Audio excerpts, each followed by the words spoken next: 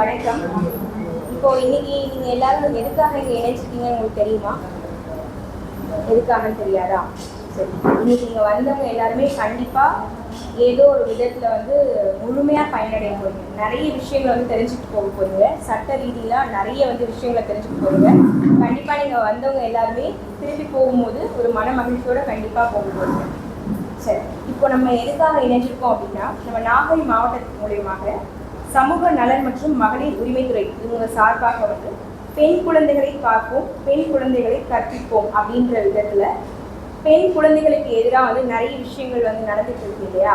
அதுக்கு எல்லாத்துக்கும் அந்த மாதிரி குற்றங்கள் எல்லாம் தடுக்கிற விதமா ஒரு விழிப்புணர்வு நிகழ்ச்சி தான் இன்னைக்கு நடக்க போகுது. அதுலதான் நீங்க எல்லாருமே இணைஞ்சிருக்கீங்க. உங்க எல்லாருக்கும் நிறைய விஷயங்கள் சொல்றதுக்காக நம்மளுடைய சிறப்பு விருந்தினர்கள் எல்லாருமே இணைச்சிருக்காங்க.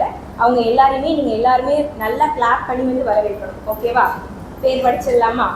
சரி, முதலாவதாக திருமதி இளவரசி மேடம் அவங்க. இவங்க சமூக நலத்துறையிலிருந்து வந்திருக்காங்க.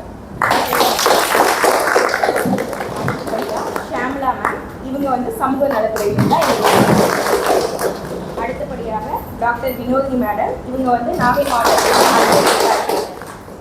இவங்க எல்லாரும் இப்போ இணைச்சிட்டாங்க. இவங்களை தவிர்த்து நம்மளுடைய காவல் அதிகாரிகள்லாம் வந்துட்டு இருக்காங்க அந்த டிபார்ட்மெண்ட் சார்பாக. அவங்களையும் நம்ம இப்போவே வரவேற்றலாம் நினைக்கிறேன். யார் வரப்போறாங்க அப்படின்னா, காவல்துறை ஆய்வாளர் சார்பாக திரு செந்தில்குமார் சார் வரப்போறாங்க. அவங்கள தவிர்த்து திவ்யா மேம், இவங்க ஹெட் கான்ஸ்டபிளா இருக்காங்க. இவங்களும் அப்படியே நிகழ்ச்சியை தொடங்கிடலாமா? எல்லாரும் எப்படி இவ்வளோ நேரம் முழுமையா காத்திருந்தீங்களோ, கண்டிப்பா நிகழ்ச்சி முடிகிற வரைக்கும் இதே அமைதியோட பொறுமையா எல்லாரும் இருங்க. கண்டிப்பா நிறைய விஷயங்கள் எல்லாரும் தெரிஞ்சுக்கணும்.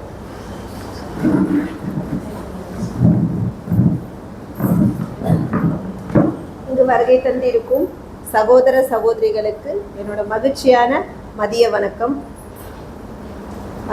உங்க எல்லாரையும் சந்திச்சதுல ரொம்ப சந்தோஷம்க்கா. இன்னைக்கு பெண் குழந்தைகளை பாதுகாப்போம், சரியா? இதுல மொதல் விஷயம் அப்படிங்கிறது குழந்தைகளுக்கு, பெண் குழந்தைகளுக்கு கல்விங்கிறது ரொம்ப அவசியம், சரியா? இப்போ ஒரு பொண்ணு பஸ்ஸில் போகிறா, அவங்க யாரோ ஒரு பையன்கிட்ட பேசுகிறா, இல்லை வீட்டிலையே இருக்கிறவங்க சொந்தக்காரவங்க தொந்தரவு பண்ணுறாங்க, இந்தமாரி கல்யாணம் பண்ணி வைக்க சொல்லி, இல்லை இந்த பொண்ணு பாலியல் ரீதியாக யாருக்கிட்டையாவது அப்யூஸ் ஆயிட்டா, இந்த மாதிரி பல காரணங்கள் இருக்கும். அம்மா அப்பா இல்லை, அப்பா மட்டும் இருக்காரு அம்மா இல்லை, அம்மா மட்டும் இருக்காங்க அப்பா இல்லை, இந்த மாதிரியான கண்டிஷனு. இல்லை அந்த அம்மாவுக்கு அப்பா குடிகாரா இருக்காரு, அம்மாவால் அந்த குழந்தைய கவனிக்க முடியல, வீட்டில் விட்டால் பாதுகாப்பு இல்லை, இந்த மாதிரிலாம் நீங்கள் யோசிச்சிங்க அப்படின்னா குழந்தைகள் பாதுகாப்பு, அதாவது ஜேஜே ஆக்டில் சிடபிள்யூசி, அதாவது குழந்தைகள் நலக்குழுன்னு ஒன்று இருக்குது. அந்த குழந்தைகள் நலக்குழுவில் நான் 3 வருஷம் ஒர்க் பண்ணியிருக்கேன். அதில் என்னென்னா, பாதுகாப்பு மற்றும் பராமரிப்பு தேவைப்படுற குழந்தைகளை நீங்கள் இல்லத்தில் சேர்த்து படிக்க வைக்கலாம். அதாவது இந்த மாதிரியான கண்டிஷன்ஸ்லாம் இருக்குது இல்லையா? இந்த மாதிரி பாதுகாப்பு இல்லாத ஒரு பெண் குழந்தை சூழலில் இருக்குன்னா அது வாழ்க்கையில் படிப்புங்கிற ஒரு விஷயம் +2 வரைக்கும் நீங்கள் படிக்க வச்சுட்டிங்கன்னா அதுக்கப்புறம் அந்த பிள்ளை எப்படியாச்சும் பொழைச்சி வெளியில் வந்துடும். நீங்கள்லாம் என்ன செய்றீங்க, ஒரு ஃபஸ்ட்டு குழந்தை பெரிய பிள்ளையா இருக்கும், கடைசி குழந்தை சின்னதாக இருக்கும், அதை பார்த்துக்கிறதுக்கும், ஆடு மாடு நிறையா இருக்குது அதை பார்த்துக்கிறதுக்கும், இப்போ நீங்கள்லாம் யோசிப்பீங்க, நான்லாம் படிச்சிருந்தா நான் ஏன் இந்த ஊருக்கு வந்திருக்கணும் அப்படின்னு. நான்லாம் ஆரம்பத்தில் அப்படி தான் யோசித்தேன், சரியா? அந்த மாதிரி நிறைய விஷயம் படிப்புங்கிற ஒரு விஷயம் இருந்துச்சுன்னா எந்த விஷயத்தையும் சமாளிச்சிட முடியும். நீங்கள் சொத்தை எழுதி கொடுங்களேன், அதை யாராவது திருடிட்டு போயிடுவாங்க. பணம் கொடுங்களேன், அதை ஏதாவது பண்ணிடுவாங்க. நகையை கொடுங்களேன், வீட்டுக்கார அடவு வச்சுருவார். படிப்புங்கிற ஒரு விஷயம்தான் அந்த குழந்தையோட சாவர வரைக்கும் கூட இருக்கும். அதனால் தயவு செய்து படிக்கிற விஷயத்தை, அந்த படிப்புக்கு அதாவது அந்த படிப்புக்கு பாதிப்பு வரக்கூடிய ஒரு சில விஷயங்களை சொல்லணும். மொதல் விஷயம் குழந்தை திருமணம். குழந்தை திருமணம் நீங்கள் என்ன நினைக்கிறீங்க? 18 வயசு ஆண் குழந்தைகளுக்கு எத்தனை வயசு, பெண் குழந்தைகளுக்கு எத்தனை வயசு கல்யாண வயது?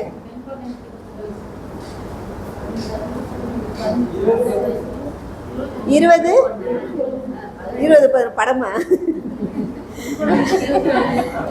18 வயது பூர்த்தி ஆகணும் பெண் குழந்தைகளுக்கு, சரியா? ஆண் குழந்தைகளுக்கு 21 வயது பூர்த்தி ஆகணும்.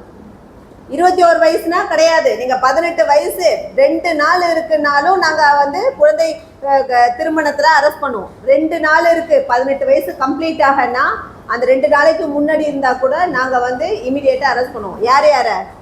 விருந்து சாப்பிட போனவங்க. அம்மா அப்பாவை மட்டும்தான் நீங்க அம்மா அப்பாவை ஃபர்ஸ்ட் மாப்பிள்ளையோட அம்மா அப்பா, பெண்ணோட அம்மா அப்பா 2 பேரையும் அரெஸ்ட் பண்ணுவோம். கூட நிற்கிற அக்கு தொக்கு மாமா, தாய் மாமா, எல்லா புலி மாமா, எல்லா மாமாவையும் அரெஸ்ட் பண்ணுவோம். அடுத்தது தாலி எடுத்து கொடுக்குற மினிஸ்டரு, எம்எல்ஏ யாராக இருந்தாலும் சரி, அவங்களுக்கும் பாதிப்பு வரும். சரியா? அடுத்தது விருந்து சாப்பிட போகிற நம்ம, மோளம் அடிக்க வந்த மோளக்காரு, சமைக்க வந்த சமையல்காரு, மண்டபம் கொடுத்த ஓனரு, மந்திரம் ஓதுன ஐயரு, எல்லார் மேலேயும் எஃப்ஐஆர் ஆகிடும். சரியா? அது வந்து இந்த மாதிரியான விஷயங்கள். ஏன்னா ஒரு ஒரு குழந்தை வந்து மன ரீதியாகவும் உடல் ரீதியாகவும் பக்குவம் அடைகிற ஒரு காலம் வர வரைக்குமே நம்ம இந்த மாதிரியான விஷயங்களை செய்யக்கூடாது. நீங்கள் நினைக்கலாம் இதனால பெண் குழந்தைகள் தான் பாதிக்கப்படுதுன்னு. ஈக்குவலாக ஆண் குழந்தைகள் பாதிக்கப்படுவாங்க. ஒரு பொண்ணு என்ன செய்யும்? ஒரு பையன்கிட்ட போய், நான் உன்னை லவ் பண்ணுறேன், எங்கள் வீட்டில் ஒத்துக்கலை, நான் வந்து நீ இப்போ என்னை எங்கேயாவது கூட்டிகிட்டு போ, இல்லைன்னா நான் செத்து போயிடுவேன்னு சொல்லுவோம். உடனே இவர் என்ன செய்வார்? உடனே வந்து ஹீரோ இருப்பார், ஹீரோ கூட ரெண்டு அக்கு தொக்கு இருக்கும், எல்லாம் சேர்ந்து அந்த பொண்ணை அழைச்சிட்டு போகும். அழைச்சிட்டு போனோடனே அந்த கூட வந்த அக்கு தொக்குக்கு என்ன கேஸ் ஃபைல் ஆகும்னா ஹியூமன் டிராஃபிக்கிங், ஆள் கடத்தல் கேஸில் அவங்கள போட்டுருவாங்க. கூட போனார்ல அவர், போனோன்னே கல்யாணம் எல்லாம் முடிஞ்சிடும், எல்லா சம்பிரதாயம்லாம் முடிஞ்சிடும்.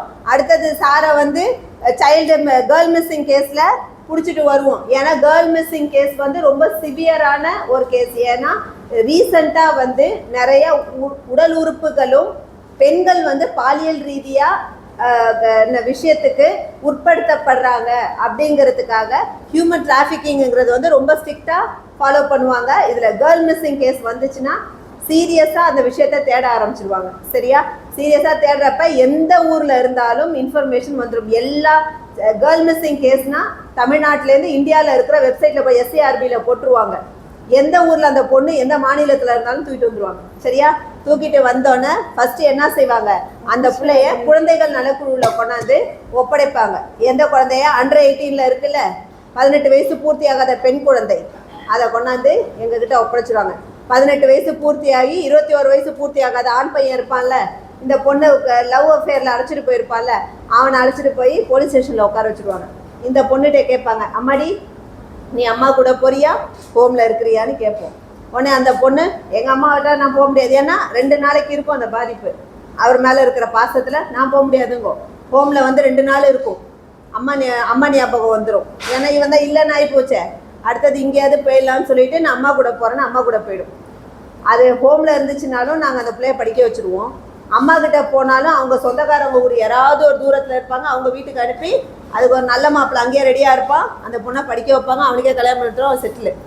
நம்ம ஆள் போனார்ல, அவருக்கு முதல்ல என்ன ஆகும்? 90 நாள் நான் பெயிலபிளில் தூக்கி உள்ளே வைப்பாங்க. அந்த 90 நாளுக்குள்ளே உள்ளே இருக்கிற அக்யூஸ்டு கூட அவர் பழகிடுவார். வெளியில் வரத்துக்குள்ள போக்சோ மேட் அவுட்டான போக்சோ, இவன் மேலே அந்த கேஸ் இருக்குது இந்த கேஸ் இருக்குன்னு சமுதாயம் வாழ விடாது. அப்போ ஒன்று வேறு மாதிரியான, அதாவது சமூகத்துக்கு புறம்பான செயல்களை செய்கிற மாதிரியான விஷயத்துக்கு போயிடுவாங்க. இன்னொன்று என்னென்னா, அந்த பொண்ணு ஏமாத்திட்டுங்கிற விரக்தி, எந்த பொண்ணை பார்த்தாலும் கோபம் வரும். அவர் வந்து இன்னொரு 4 பொண்ணை நம்ம ஏமாற்றுவோம், நம்மளை ஒருத்தர் ஏமாத்திட்டால பாவமேனு இருக்கும், அதை ஏமாற்றுவாங்க. இந்த மாதிரியான விஷயங்களில் டோட்டலாக ஆண் குழந்தைகள் பாதிக்கப்படும். பாலியல் ரீதியான விஷயங்களுக்கு பெண் குழந்தைகள் மட்டும்தான் பாதிக்கப்படுறாங்கங்கிற புரிதல் நம்மளுக்கு எல்லாருக்கும் இருக்குது. ஏன்னா ஒரு பொம்பளை பிள்ளை நம்ம வெளியில் போணுச்சுன்னா பாதுகாப்பு இல்லை, சொந்தக்காரங்க வீட்டுக்கு போனாச்சுன்னா பாதுகாப்பு இல்லை. இப்போ இருக்கிற எங்கள் கேஸில் 4% 5% வந்து தந்தையாலேயோ சகோதரனாலேயோ அப்யூஸ் ஆகிற குழந்தைகளும் இருக்குது. இந்த மாதிரியான விஷயங்கள்லாம் இருக்குது.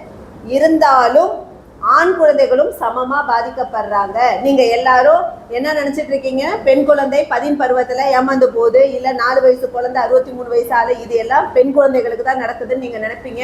இல்லை, ஆண் குழந்தைகளையும் நம்ம பாதுகாப்பாக பார்த்துக்கணும். குட் டச் பேட் டச் எப்படி பெண் குழந்தைகளுக்கு சொல்லி கொடுக்குறீங்களோ, தவறான இடத்துல கையை வைக்கக்கூடாதுன்னு ஆண் குழந்தைகளுக்கும் சொல்லி கொடுங்க.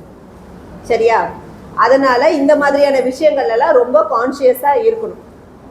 ரெண்டாவது விஷயம் சோஷியல் மீடியா. ஃபோனை எல்லார் கையிலையும் இப்போ நீங்கள் என்ன செஞ்சுருப்பீங்க, எல்லாம் பள்ளிக்கூடத்துக்கு போகாமல் வீட்டில் இருக்குது, எதையாவது தூக்கி போட்டு உடைக்கும், எங்கேயாவது ஓடி போயிடும். அதனால் ஃபோனை கையில் கொடுத்தா ஒரு இடத்துல அமைதியாக உட்காந்துருக்கோன்னு நினச்சிட்டு ஃபோனை கையில் கொடுத்துட்டு வரீங்க. சரியா? இன்றைக்கி சமூக ஊடகங்களால் பாதிக்கப்பட்டு வர குழந்தைகள் ரொம்ப ஜாஸ்தியாக இருக்காங்க. சரியா? சமூக ஊடகங்கள்ங்கிறது ஃபேஸ்புக்கு, ஷேர் சாட்டு, ஸ்னாப் சாட்டு, டெலகிராமு, அடுத்தது வாட்ஸ்அப்பு, இது எல்லாமே பெண் குழந்தைகளுக்கு பொதுவாக என்ன புரிதல் இருக்குது அப்படின்னா, பெண் குழந்தைகளாக இருந்தாலும் ஆண் குழந்தைகளாக இருந்தாலும் என்ன புரிதல் இருக்குன்னா, ஒரு வாட்ஸ்அப் காலுங்கிறது ரெக்கார்ட் ஆகாது. அதனால் ஏதாவது ரகசியம் பேசணுமா, நீ வாட்ஸ்அப் காலில் பண்ணு. இன்றைக்கி எங்கள்கிட்ட ஒரு கேஸுன்னு வந்துச்சுன்னா, அது என்னமோ சொல்லுவாங்கல்ல, ஈரக்குலை தாமரை குறையில் வச்சுருந்தாலும் எடுத்துருவோம். ஒரு ஒரு வாட்ஸ்அப் காலுங்கிறது எதுவுமே ரகசியம் கிடையாது, ஒரு நெட்வொர்க். அது ஒரு நெட்வொர்க்குள்ளே தான் போகிறீங்க. இப்போ ஒரு கதை நான் ஒன்று சொல்கிறேன். ஒரு குழந்தை ஒரு பெண் குழந்தை ஒரு ஃபோன் வாங்கி கொடுக்குறாங்க. அந்த கோவிட் டைமில் அந்த பொண்ணு ஃபோனை யூஸ் பண்ணிகிட்டு இருக்கிறப்ப அந்த பொண்ணுக்கு ஹாய்னு ஒரு மெசேஜ் வருது. ஹாய்னு மெசேஜ் வந்தோடனே இந்த பிள்ளை என்ன தோணுது, யாரோ பையனோட ஃபோட்டோ இருக்குது ப்ரொஃபைலில், யாரோ ஒரு பையன் தான் அனுப்புகிறான்னு தெரிஞ்சுக்கிட்டு, ஐயோ அம்மாவுக்கு தெரிஞ்சால் நம்மளை கொண்டுடுவாங்க. வயசு என்ன அந்த குழந்தைக்கு? 12 வயசு. அந்த பொண்ணு என்ன செய்யுது, அதை பார்த்துட்டு வேணாம் நம்ம இனிமேல் இது பண்ணக்கூடாது, பிளாக் போட்டுருது. ஸ்கூலுக்கு போகுது.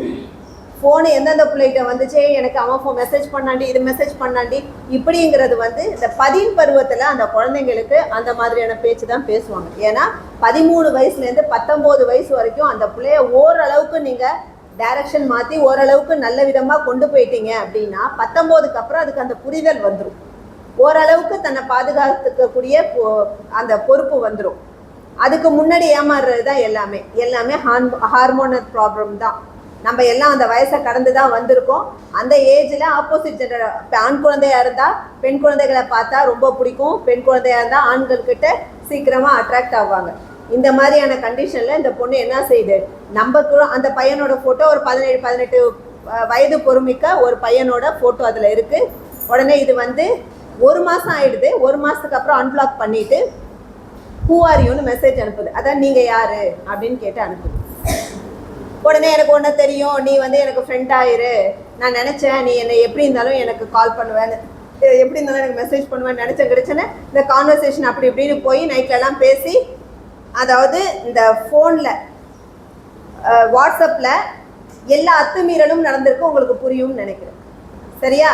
வீடியோ காலில் நீ போய் பாத்ரூம்லேருந்து ஃபோன் அடி, உங்கள் அம்மா வீட்டில் இல்லாதப்போ ஃபோன் அடி, இப்படி ட்ரெஸ் பண்ணி அடி, ட்ரெஸ் இல்லாமல் வீடியோ கால் பண்ணு. இது எல்லாமே நீங்கள் நினைக்கலாம் சகோதரர்கள்லாம் உட்காந்துருக்காங்க எல்லாத்தையும் ஓப்பனாக சொல்கிறேன்னு. நாளைக்கு இவங்களுக்கு ஒரு மனைவி வரும், இவங்களுக்கு ஒரு குழந்தை வரும். அதனால் இங்கே ஆண் குழந்தைகள் பெண் குழந்தைகள்னு கிடையாது. இது எல்லாரும் தெரிஞ்சுக்கக்கூடிய விஷயம், தெரிஞ்சுக்க வேண்டிய விஷயம். சரியா? நான்லாம் என் பையன்கிட்ட போய் இந்தமாரி கேஸ் நடந்துச்சுன்னா போய் சொல்லுவேன். ஏன்னா என் பையனால் வேறு எந்த பொண்ணும் பாதிக்கப்படக்கூடாதுங்கிற எண்ணம். இவங்கெல்லாம் எனக்கு புள்ள மாதிரி.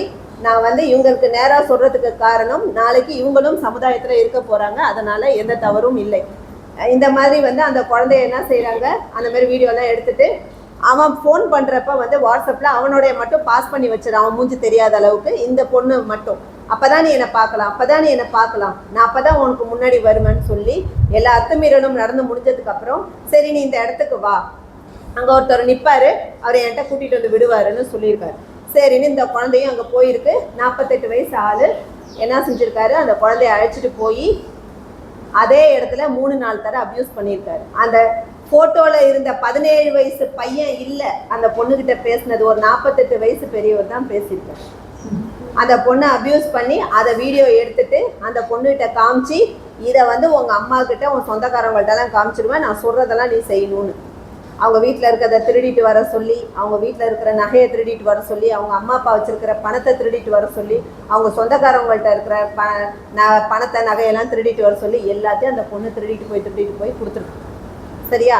கொடுத்துட்டு ஒரு ஸ்டேஜில் எங்கள் அம்மா என்னை ரொம்ப அடிக்கிறாங்க, நான் திருடுறேன்னு சொல்லிட்டு எங்கள் அம்மா ரொம்ப அடிக்கிறாங்க, இனிமேல் நான் திருட மாட்டேன் அப்படின்னு அது சொன்னோன்னே, சரி உங்கள் அம்மாவை கூட்டிகிட்டு வான்னு சொன்னோன்னே இந்த பொண்ணுக்கு மனசில் என்ன தோணி இருக்குன்னா, நம்ம அம்மாவையும் இந்தமாரி பண்ணிட்டா என்ன பண்ணுறதுன்னு சொல்லிட்டு இந்த பொண்ணு போய் தவறான முடிவு எடுத்துருக்கு. அந்த விஷத்தோட தன்மை மூளை நரம்பை பாதித்து கை கால் செயலிழந்து போயிடுது. அப்போ தான் இந்த அம்மாவும் அப்பாவும் அந்த குழந்தைக்கு என்னான்னு விசாரிக்கிறாங்க. நம்ம குழந்தை இன்னைக்கு வந்து நாங்கள் சொல்கிறோம்க்கா, எங்ககிட்ட ஒரு பொண்ணு போக்சோ மேட் அவுட் ஆகி அந்த இடத்துல நடந்து வந்துச்சுன்னா நாங்கள் எந்த என்கொயரியும் இல்லாமல் கண்டுபிடிச்சிருவோம் அந்த புள்ள போக்சோவால் பாதிக்கப்பட்டிருக்கு. அதோட மூஞ்ச வச்சே நாங்கள் கண்டுபிடிச்சிருவோம் போக்சோ மேட் அவுட் ஆணுச்சா இல்லையா. ஒரு லெவலுக்கு மேலே நான் விசாரிக்கவே மாட்டேன். எங்கள் டிபார்ட்மெண்ட்டில் இருக்கிறவங்க விசாரிக்கிறது கூட நான் சொல்லிவிடுவேன், இது போக்சோ மேட் அவுட் ஆகிடுச்சு, இனிமேல் இதுக்கிட்ட விசாரிக்கிறதுக்கு ஒன்றும் இல்லை, அடுத்த ப்ரொசீடிங் போங்க அப்படின்னு சொல்லுவேன்.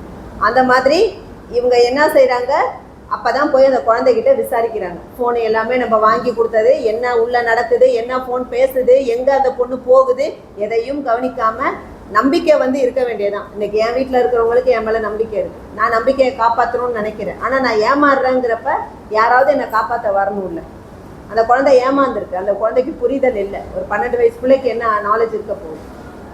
உடனே என்ன செய்கிறாங்க, இந்த அம்மாவும் அப்பாவும் போய் கெஞ்சி காலில் உளுந்து அந்த வீடியோவை கொடுத்துருன்னொன்னே அவங்கள்ட்ட பணம் கேட்டிருக்கான்.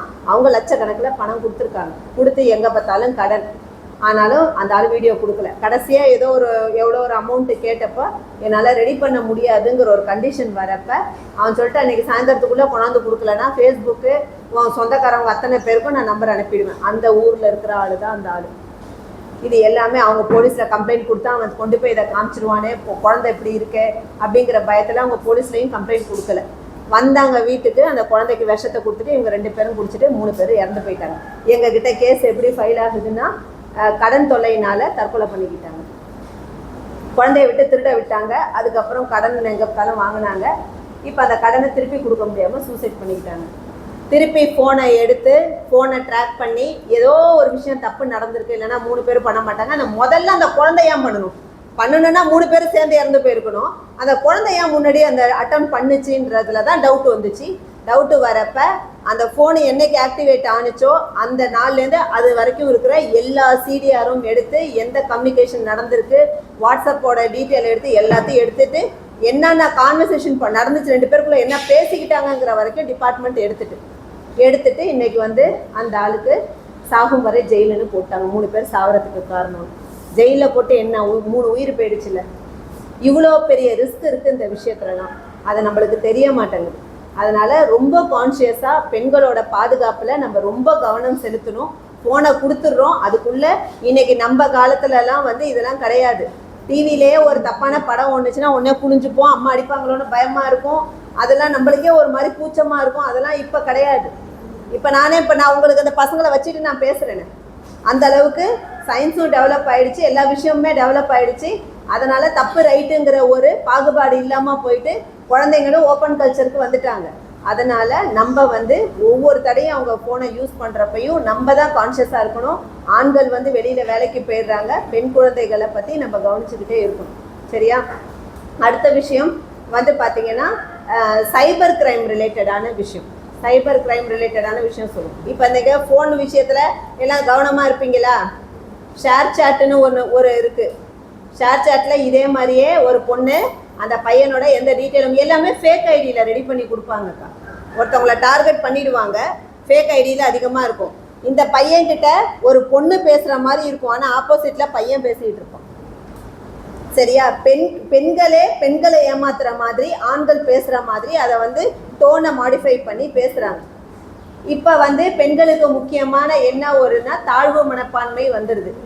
சரியா? நான் வந்து ஏன்னா ஃபோனில் வந்து படத்துலலாம் ஹீரோயின் எல்லாம் பார்க்குறோம், அவங்களெல்லாம் வந்து நம்ம வந்து அந்த லெவலுக்கு நம்ம யோசிக்கிறோம், அப்படிலாம் பண்ணுறோம். நான் அவங்களுக்கு முன்னாடி ஒன்றுமே இல்லை, அதனால தான் யாருக்கும் என்னை பிடிக்க மாட்டேங்குது, எங்கள் அம்மாவுக்கு என்னை பிடிக்கவே மாட்டேங்குது, என் தங்கச்சி மேலே தான் பாசமாக இருக்குது, எங்கள் வீட்டுக்கார் வந்து என்னை விட்டுட்டு வேற ஒரு பொண்ணுக்கிட்ட பேசிகிட்டு இருக்காரு, அவர் தண்ணி அடிச்சுட்டு என்னை மேலே பாசமாகவே இல்லை, என்னை போட்டு அடிக்கிறாரு. இப்படியான மன ரீதியான மன அழுத்தத்தில் இருப்பாங்க தெரியுமா, அவங்களுக்கு வந்து பார்டர்லைன் டிசார்டருங்கிற மனநோய் வருது. சரியா? இந்த பார்டர்லைன் டிசார்டர், தம்பி கவனி, பார்டர்லைன் டிசார்டர் அப்படிங்கிற ஒரு விஷயம் வந்து யார் வந்து அந்த பார்டர்லைன் டிசார்டர் இருக்கிறவங்களை அட்ராக்ட் பண்ணுவாங்கன்னா, நார்சிஸ்டிக் பர்சனாலிட்டி டிசார்டர் அப்படிங்கிற ஒரு மன ரீதியான சைக்கோ மாதிரி இருக்கிறவங்க வந்து அந்த பார்டர்லைன் டிசார்டர் இருக்கிறவங்கள அவங்கள வந்து ஈஸியாக ஈர்த்துருவாங்க. ஈர்க்கிறது இப்போ பெண் குழந்தைகள் ஆண் குழந்தைகள்ங்கிற பாகுபாடுலாம் கிடையாது. இதில் ஆண் குழந்தைகளும் பெண்கள்கிட்ட ஏமாறுவாங்க, பெண்களும் ஆண்கள்கிட்ட ஏமாறுவாங்க. நார்சிஸ்டிக் பர்சனாலிட்டி வந்து ஆண்கள்லையும் இருக்கிறாங்க, பெண்கள்லையும் இருக்கிறாங்க. சரியா? அந்த மாதிரி இருக்கிறதுனால நீங்கள் வந்து என்னன்னா ரொம்ப கான்ஷியஸாக இருக்கணும். ஒரு நார்மல் பர்சன், இப்போ நானும் இந்த அக்கா ஒரு ஆணுன்னு வச்சுங்களேன், அவங்களும் நானும் லவ் பண்ணுறோம், இல்லை நாங்கள் 2 பேரும் ஒரு ரிலேஷன்ஷிப்பில் இருக்கிறோன்னா, நார்மல் பர்சனாலிட்டினா நான் வந்து 2 பேருக்குள்ள ஒரு சண்டை பிரச்சனைனாக்கா பிரிஞ்சு ஒரு 6 மாதம் வரைக்கும் கஷ்டமாக இருக்கும், 1 வருஷத்துக்கு அப்புறம் அவங்க நார்மலாக போயிடுவாங்க. ஆனால் நார்சிஸ்டிக் பர்சனாலிட்டி டிசார்டர் இருக்கிறவங்கள்ட்ட ஒரு ஆணோ இல்லை ஒரு பெண்ணோ மாட்டுறாங்க அப்படின்னா அவங்கள வந்து விக்டிம் ஸ்டேஜுக்கு கொண்டு போயிடுவாங்க. விக்டிம் ஸ்டேஜ்னா என்னன்னா, எல்லா விஷயத்துக்கும் நான் தான் காரணம். அவன் வந்து தப்பு பண்ணாலும் அதுக்கு நான் தான் காரணம், அவன் கோவப்பட்டாலும் அதுக்கு நான் தான் காரணம். இந்த நார்சிஸ்டிக் பர்சனாலிட்டி டிசார்டர் இருக்கிறவங்க, இந்த பார்டர்லைன் டிசார்டர் இருக்கிறவங்க என்னென்ன எந்த க்ரைட்டீரியாவும் பார்க்க மாட்டாங்க. அவன் நல்லவனான்னு பார்க்க மாட்டாங்க, அவன் தண்ணி அடிக்கிறானான்னு பார்க்க மாட்டாங்க, அவன் கல்யாணம் ஆனவனான்னு பார்க்க மாட்டாங்க, அவன் வந்து தப்பு செய்கிறவனான்னு பார்க்க மாட்டாங்க. எந்த ஒரு விஷயமுமே அவங்களுக்கு பெருசாக தெரியாது. அவன் வந்து ஒரு சில இடத்துலலாம் பார்த்துருப்போம், அந்த பையனுக்கும் அந்த பொண்ணுக்கும் மேட்சே இருக்காது, அந்த பொண்ணுக்கும் அந்த பையனுக்கும் மேட்சே இருக்காது. ஆனால் அந்த மாரி இருக்கிறவங்க கூட அவங்க எல்லா கம்யூனிகேஷனும் பண்ணிகிட்டு இருப்பாங்க. இந்த மாரி இருக்கிறப்போ நீங்கள் என்ன செய்யணும், இந்த நார்சிஸ்டிக் பர்சனாலிட்டி டிசார்டர் இருக்கிறவங்க கிட்ட நீங்கள் மாட்டுறீங்கன்னா அந்த குழந்தையால சீக்கிரம் அதுலேருந்து வெளியில் வர முடியாது. தம்பி நீங்கள் கொஞ்சம் வெளியில் இருங்க தம்பி. நார்சிஸ்டிக் பர்சனாலிட்டி டிசார்டர் இவங்களால அவங்கள்ட்டேருந்து அந்த பார்டர்லைன் டிசார்டர் இருக்கிறவங்களால அந்த விஷயத்துலேருந்து வெளியில் வர முடியாது. சரியா? அந்த வெளியில் வர முடியாதுங்கிற கண்டிஷனுக்கு அவங்க வரப்ப ஃபஸ்ட்டு விஷயம் அவங்க சூசைட் பண்ணிக்குவாங்க. இதெல்லாம் நாங்கள் டைரெக்டாக அட்டன் பண்ண கேஸுங்க. இது வந்து நாங்கள் கேள்விப்பட்டோ சினிமாவில் பார்த்தோ பேசலை. அந்தமாரி இருக்கிறவங்க அந்த பையன் தப்பு பண்ணுறான்னு நம்ம புரிஞ்சுக்கிட்டாலும் அந்த குழந்தையாலேயோ அந்த பெண்ணாலேயோ இல்லை அந்த ஒரு நார்சிஸ்டிக் பர்சனாலிட்டி டிசார்டர் இருக்கிற ஒரு பெண்ணுக்கிட்ட மாட்டின ஆண் குழந்தையாலேயோ அதுலேருந்து வெளியிலேயே வர முடியாது. அப்படியே கொஞ்சம் கொஞ்சமாக நம்ம ஏதாவது பண்ணி வெளியில் கொண்டு வந்தாலும் 2 வருஷத்துலேருந்து 5 வருஷம் வரைக்கும் அதோட தாக்கம் இருக்கும். அந்த 5 வருஷத்துக்கு அப்புறம் தான் அவங்க நார்மல் ஹியூமன் பீயிங்காக மாறுவாங்க. சரியா? இவ்வளோ விஷயம் இருக்குது இந்த பழக்க வழக்கத்தில். இன்றைக்கி வந்து பெரியவங்க இன்னைக்கு எங்ககிட்ட மேக்ஸிமம் வர கேஸ் என்னன்னா, கணவன் மனைவிக்குள்ள ஒரு மிஸ் அண்டர்ஸ்டாண்டிங் ஏற்பட்டு பெண் வந்து வேற ஒரு லைஃபோட போயிடுறாங்க, ஆண் வந்து வேற லைஃபோட போயிடுறாங்க. எங்ககிட்ட அம்மா அப்பாவை இழந்த குழந்தைகளை விட அந்த மாதிரி அந்த போக்சோ கேஸால பாதிக்கப்பட்ட குழந்தைகளை விட அம்மா அப்பா வேற வேற லைஃப்பை தேடி போய் அந்த குழந்தைங்க ஆதரவற்று எங்ககிட்ட வந்த குழந்தைகள் தான் இன்னைக்கு 90% எங்ககிட்ட இருக்காங்க. நீங்கள் அந்த குழந்தைக்கு திருமணம் நாங்கள் வேணான்னு சொல்கிறோம். அந்த 10 பருவத்தில் அந்த குழந்தை கல்யாணம் பண்ணிட்டு அவர் கூட சேர்ந்து வாழ ஒரு ஸ்டேஜுக்கு மேலே அந்த பொண்ணுக்கே பிடிக்காது. அப்போ தான் அந்த புரிதல் வரும். புரிதல் வரப்ப அந்த பொண்ணுக்கு அவங்க கூட வாழணும்னு பிடிக்காதப்ப அது என்ன செய்யும், வேற ஒருத்தவங்க கூட ரிலேஷன்ஷிப்பில் போயிடும். அவரும் போயிடுவார். சரி இது போயிடுச்சுன்னு அவரும் போயிடுவார். அப்போ அந்த குழந்தை யாராவது டீனேஜ் ப்ரெக்னன்சின்னு கேள்விப்பட்டீங்கன்னா, ஒரு 18 வயசு பூர்த்தி ஆகாத பொண்ணு மாசமாக இருக்குன்னு கேள்விப்பட்டால் 10, 9, 8க்கு தெரியப்படுத்துங்க. அது வந்து பாவம், அந்த குடும்பமே மானம் போயிடும், அதெல்லாம் கிடையாது. எங்கள்கிட்ட டிபார்ட்மெண்ட்டில் சொல்லி வெளியில் தெரியாமல் ஏதாவது பண்ணுங்கன்னு சொன்னால் நாங்கள் வெளியிலேயே தெரியாமல் அந்த குழந்தை, ஏன்னா ஜேஜே ஆக்ட் படி ஒரு குழந்தை பாலியல் ரீதியாக பாதிக்கப்பட்டுச்சுன்னா அதை 10 பேருக்கு தெரியப்படுத்தக்கூடாதுங்கிறது வந்து சட்டத்திலேயே இருக்குது. அதனால் நாங்கள் சத்தம் போடாமல் அழைச்சிட்டு போய் ஒன்று அந்த குழந்தை வந்து 64 நாளுக்குள்ளே இருந்துச்சுன்னா அபார்ட் பண்ணி அந்த குழந்தைய நார்மலாக படிக்கிறதுக்கு ரெடி பண்ணி அனுப்பி விட்ருவோம். அப்படி இல்லை, குழந்தை வந்து பிறக்கிற கண்டிஷனில் இருக்குது, குழந்தை சில பேருக்கு வயிறே தெரியாது, ஃபஸ்ட்டு குழந்தைங்கிறதுனால வயிறே தெரியாது, அந்த கண்டிஷனில் இருந்துச்சு அப்படின்னா அந்த குழந்தைய வந்து உடனே அடாப்ஷன் கொடுத்து தத்து கொடுத்துட சொல்லுவோம். அந்த குழந்தைய கொடுத்துட்டா இந்த குழந்தை தானாக வளரும். அப்படி கொடுக்கல அப்படின்னா என்ன நடக்கும்னா, நாளைக்கு இந்த பொண்ணு வளர்ந்து அந்த குழந்தையும் கூடயே வளரும். இந்த பொண்ணுக்கு ஒரு இடத்துல கல்யாணம் பண்ணி கொடுப்போம். அந்த ஆள் இருக்காருல ஸ்டெப் ஃபாதர், படிநிலை தந்தை, அந்த தந்தையால் பாதிக்கப்பட்ட குழந்தைகள் நிறைய பேர் இருக்காங்க. ஏன்னா அந்த குழந்தை அவருக்கு பிறக்கல, அதனால அந்த குழந்தையும் அப்யூஸ் ஆகி எங்ககிட்ட வருது. இந்த கண்டிஷன்லாம் வராமல் இருக்கணும் அப்படின்னா நம்ம தான் ரொம்ப தெளிவாக பெண் குழந்தைகளில் எந்தெந்த விஷயத்தில் நம்ம பாதிப்பு வராமல் பார்த்துக்கணுங்கிற தெளிவும் பக்குவமும் நம்மளுக்கு தான் இருக்கணும். இது அடுத்த வீட்டு குழந்தை எதிர்த்த வீட்டு குழந்தைலாம் இல்லை. இப்போ எனக்கு சம்மந்தம் இல்லாத குழந்தைகள் தான் எத்தனையோ பேர் இருக்காங்க. இன்னைக்கு 67 குழந்தைகள் என்னால் படிக்கிறாங்க. 58க்கு மேற்பட்ட குழந்தைகள் இடைநிறுத்தம் செஞ்சவங்கள திருப்பி கொண்டு போய் ஸ்கூலில் சேர்த்துருக்கேன். இறக்குற கண்டிஷன்ல 8 பேரை காப்பாத்திருக்கேன். இது எல்லாமே எனக்கு சம்மந்தம் இல்லாதவங்க தான், என் பிள்ளையோ என் சொந்தக்காரவங்களோ கிடையாது. இது வந்து ஒரு மனுஷங்கிறவங்க வந்து இந்த சினிமாவை பார்த்துட்டு நான் ஹீரோ மாரி இருக்கிறேன், ஒரு நேஷனல் ஆந்தம் ஒரு தேசிய கீதம் ஓடுறப்ப நான் அட்டென்ஷனில் நிற்கிறேன், இது மட்டும் சமுதாய தொண்டு கிடையாது. நம்மளுக்கு கூட இருக்கிறவங்க பாதிப்பு இல்லாமல் இருக்கிறதுக்கு நம்மளும் ஒரு காரணமாக இருக்கணும். முக்கியமாக பெண்களுக்கு வந்து இந்த உணர்வு அதிகமாகவே இருக்கணும். ஏன்னா தாய்மை உணர்வு பெண்களுக்கு ஜாஸ்தி. இன்னைக்கு வந்து இந்த மாரி மாற்றவங்க அத்தனை பேரும் வீட்டில் இருக்கிறவங்க யாரும் சரியாக பேசுறதில்ல, குழந்தைங்களுக்கு வந்து பெண் குழந்தைகள்கிட்ட சரியாக பேசுறதில்ல.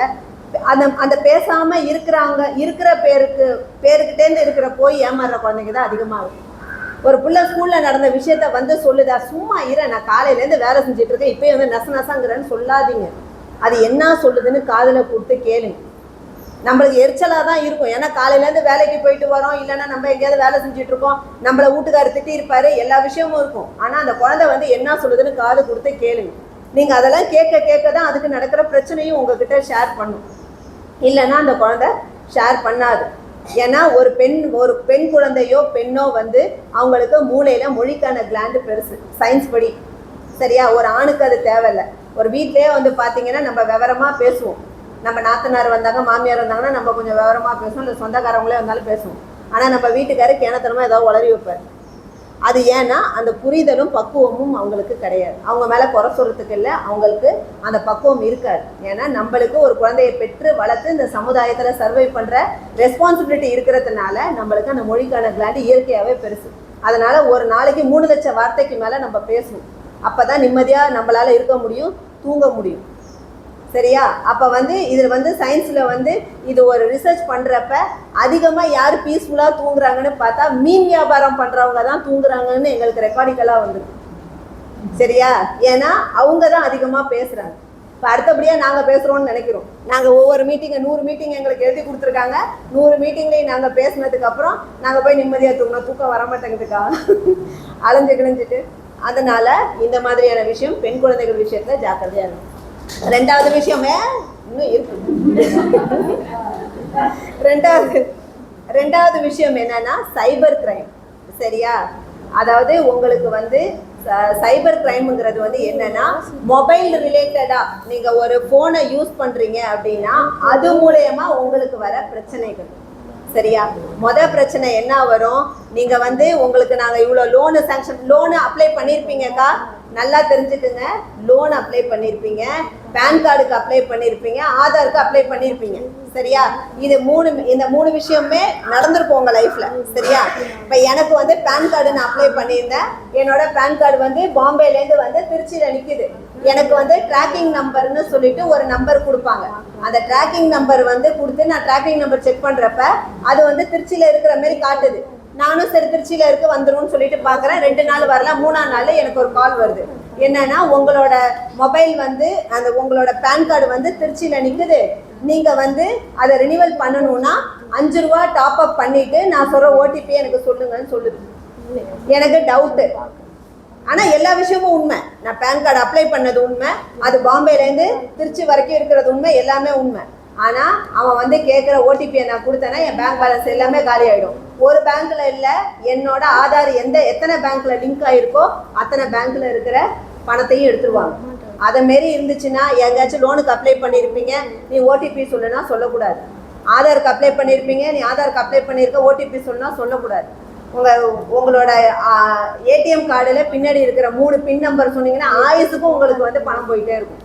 அதனால் அதெல்லாம் நீங்கள் சொல்லக்கூடாது. மொதல் விஷயம். 2வது விஷயம் வந்து ஒரு கால் வருதுன்னு வச்சுங்களேன், நம்ம நார்மல் ஃபோன் கால்ஸ் வந்துச்சுன்னா நம்ம என்ன செய்வோம், நம்ம கடன் வாங்கினவங்களா, இல்லை நம்மள்கிட்ட கடன் கேட்குறவங்களா, சொந்தக்காரன் நமக்கு தேவைக்கு வராத சொந்தக்காரனா, இல்லை நம்மளுக்கு பிடிச்சவனா பிடிக்காதவனா, இதெல்லாம் பார்த்துட்டு ஃபோனை எடுக்கணுமா எடுக்க வேணாமான்னு யோசிப்போம். அதே ஒரு வாட்ஸ்அப் கால் வந்துச்சுன்னா என்ன செய்வீங்க? இமீடியட்டாக வந்து யாரா நம்மளுக்கு வீடியோ கால் பண்ணுறான்னு உடனே அட்டன் பண்ணுவோமா? நம்மளுக்கு இந்த மாதிரி ஒரு சம்பந்தம் இல்லாத நம்பர்லேருந்து வீடியோ கால் வருது அப்படின்னா ஏற்கனவே நம்மளோட நம்பர் ஹேக் பண்ணி வச்சுருக்காங்கன்னு அர்த்தம். ஹேக் பண்ணி வச்சுருக்கவங்களுக்கு அது பெண்கள் யூஸ் பண்ணுறாங்களா ஆண்கள் யூஸ் பண்ணுறாங்களாங்கிறத அவங்க முன்னாடியே ஹேக் பண்ணி தெரிஞ்சுப்பாங்க. ஒரு ஆண் என்னோட ஸ்டூடெண்ட் ஒரு பையனுக்கு இந்த மாதிரி கால் வந்துச்சு. ஒரு பையனுக்கு ஃபோன் வருது. ஃபோன் வந்தோடனே இப்படி அட்டன் பண்ணுறாங்க. இது ஃபுல்லாக ஸ்க்ரீனில் வந்து பார்த்திங்கன்னா இது ஃபுல்லாக இருக்கும். இந்த இடத்துல குட்டியாக நம்மளோட ஃபோட்டோ இருக்கும். நம்ம இதை ப்ரெஸ் பண்ணோம்னா இந்த ஃபோன் ஃபுல்லாக வந்துடும். வீடியோ கால் பண்ணியிருக்கீங்களா யாருக்காச்சும் தெரியும்ல? அப்படி இருக்கிறப்ப இந்த பின்னாடி இருக்கும்ல, இந்த இங்கே சின்னதாக நம்ம மூஞ்சி இருக்கும், அந்த பின்னாடி இருக்கிற மூஞ்சி நிர்வாணமாக இருக்கிற மாரி இருக்கும். ஆண்கள் அட்டன் பண்ணாங்கன்னா பெண் நிர்வாணமாக இருக்கிற மாரி இருக்குது, பெண்கள் அட்டன் பண்ணாங்கன்னா ஆண் நிர்வாணமாக இருக்கிற மாரி இருக்குது. இதை உடனே என்ன செய்வாங்க, ஸ்க்ரீன்ஷாட் பண்ணிடுவோம். உங்கள் கான்டாக்டில் இருக்கிற ஒரு 20 நம்பருக்கு ஃபஸ்ட்டு அனுப்பி விட்ருவான். அது ஆண்களாக இருந்தாலும் பெண்களாக இருந்தாலும். இதில் திருடுறப்ப பாரபட்சமே கிடையாது. ஆண் குழந்தைகள் பெண் குழந்தைகள்ங்கிற பாரபட்சமே கிடையாது. அனுப்பி விட்ருவான். அனுப்புனோன்னே அவங்களாம் உங்களுக்கு ஃபோன் பண்ணுறப்ப உங்களால் சிந்திக்க முடியாத அடுத்தது என்ன செய்யணும்னு உடனே என்ன செய்வான், ஒரு கால் வரும். வந்துட்டு தப்பா உடனே என்னோட நம்பருக்கு 20,000 ரூபா பணம் அனுப்பு, நான் எல்லாத்தையும் டெலீட் பண்ணிடுறேன். அப்படி இல்லைன்னா உன் கான்டாக்டில் இருக்கிற 300 நம்பருக்கு அனுப்பி விட்ருவேன்னு சொல்லுவோம். நம்ம என்ன செய்வோம், பயந்துக்கிட்டு நம்ம தான் தப்பு செய்யலையே, நம்மளை எவன் என்ன சொன்னால் நம்மளுக்கு என்ன. அப்படி இன்னொருத்தன் நிர்வாணமாக இருக்கிறாங்க, அவங்க கூட இன்னொரு நீ பேசிகிட்டு இருக்கான்னு ஒருத்தன் நம்புறானா, அப்போ அப்படிப்பட்டவன் ஏன் நம்ம கூட இருக்கணும்? அது அப்பனா இருந்தாலும் சரி, புருஷனாக இருந்தாலும் சரி, சொந்தக்காரவங்களாக இருந்தாலும் சரி, நம்ம செய்ய மாட்டோங்கிற நம்பிக்கை இருக்கிறவங்க தான் நம்ம கூட இருக்காங்க. அப்படி நம்ம வச்சு வாழணுங்கிற தேவை அவசியமோ யாருக்கோ கிடையாதுல்ல. அப்போ நம்ம தப்பு செய்யலைன்னா உடனே என்ன செய்யுங்க, 19:30க்கு கால் பண்ணுங்க.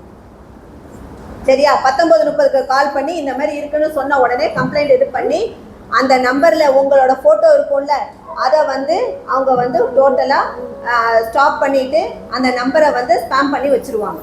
அதுக்கப்புறம் யாரும் அந்த இதுலேருந்து எடுக்கவோ பேசவோ முடியாது, இன்னொருத்தவங்களுக்கு ஷேர் பண்ணவோ முடியாது. சரியா? இது 2வது விஷயம். 3வது விஷயம் என்னென்னா, உங்களுக்கு வந்து ஏதாவது ஒரு கால் வரும்.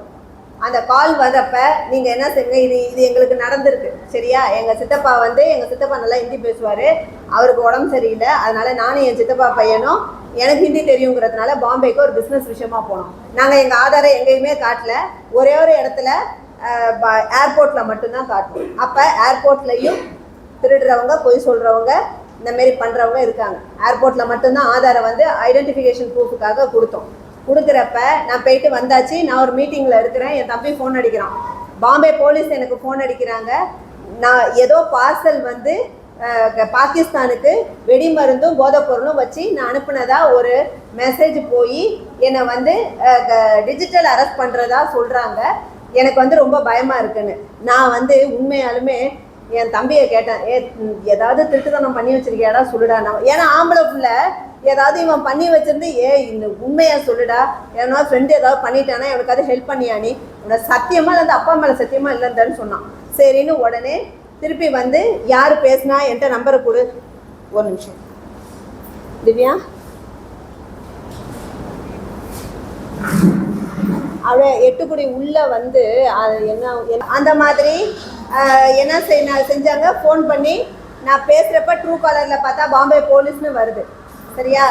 ட்ரூ காலரில் பார்க்குறப்ப பாம்பே போலீஸ்னு வருது. திருப்பி வந்து அவங்க வீடியோ கால் பண்ணுறாங்க, ஒரு போலீஸ் மேன் இப்படி உட்காந்துருக்காரு, வாக்கி டாக்கி பக்கத்தில் இருக்குது, போலீஸ் ஸ்டேஷனுக்குள்ளே எல்லா செட்டப்பும் இருக்குது. சரியா? அப்போ நம்மளுக்கு பயம் வருது, நியாயமான விஷயம். உடனே என்ன செஞ்சால் சைபர் கிரைமுக்கு கால் பண்ணி இந்தமாரி எனக்கு ஒரு இது வந்திருக்கு, என்ன செய்யலாம் அப்படின்னு சொல்லி கேட்டோடனே அவங்க உடனே அந்த நம்பருக்கு கால் பண்ணி சொல்லிவிடுமா.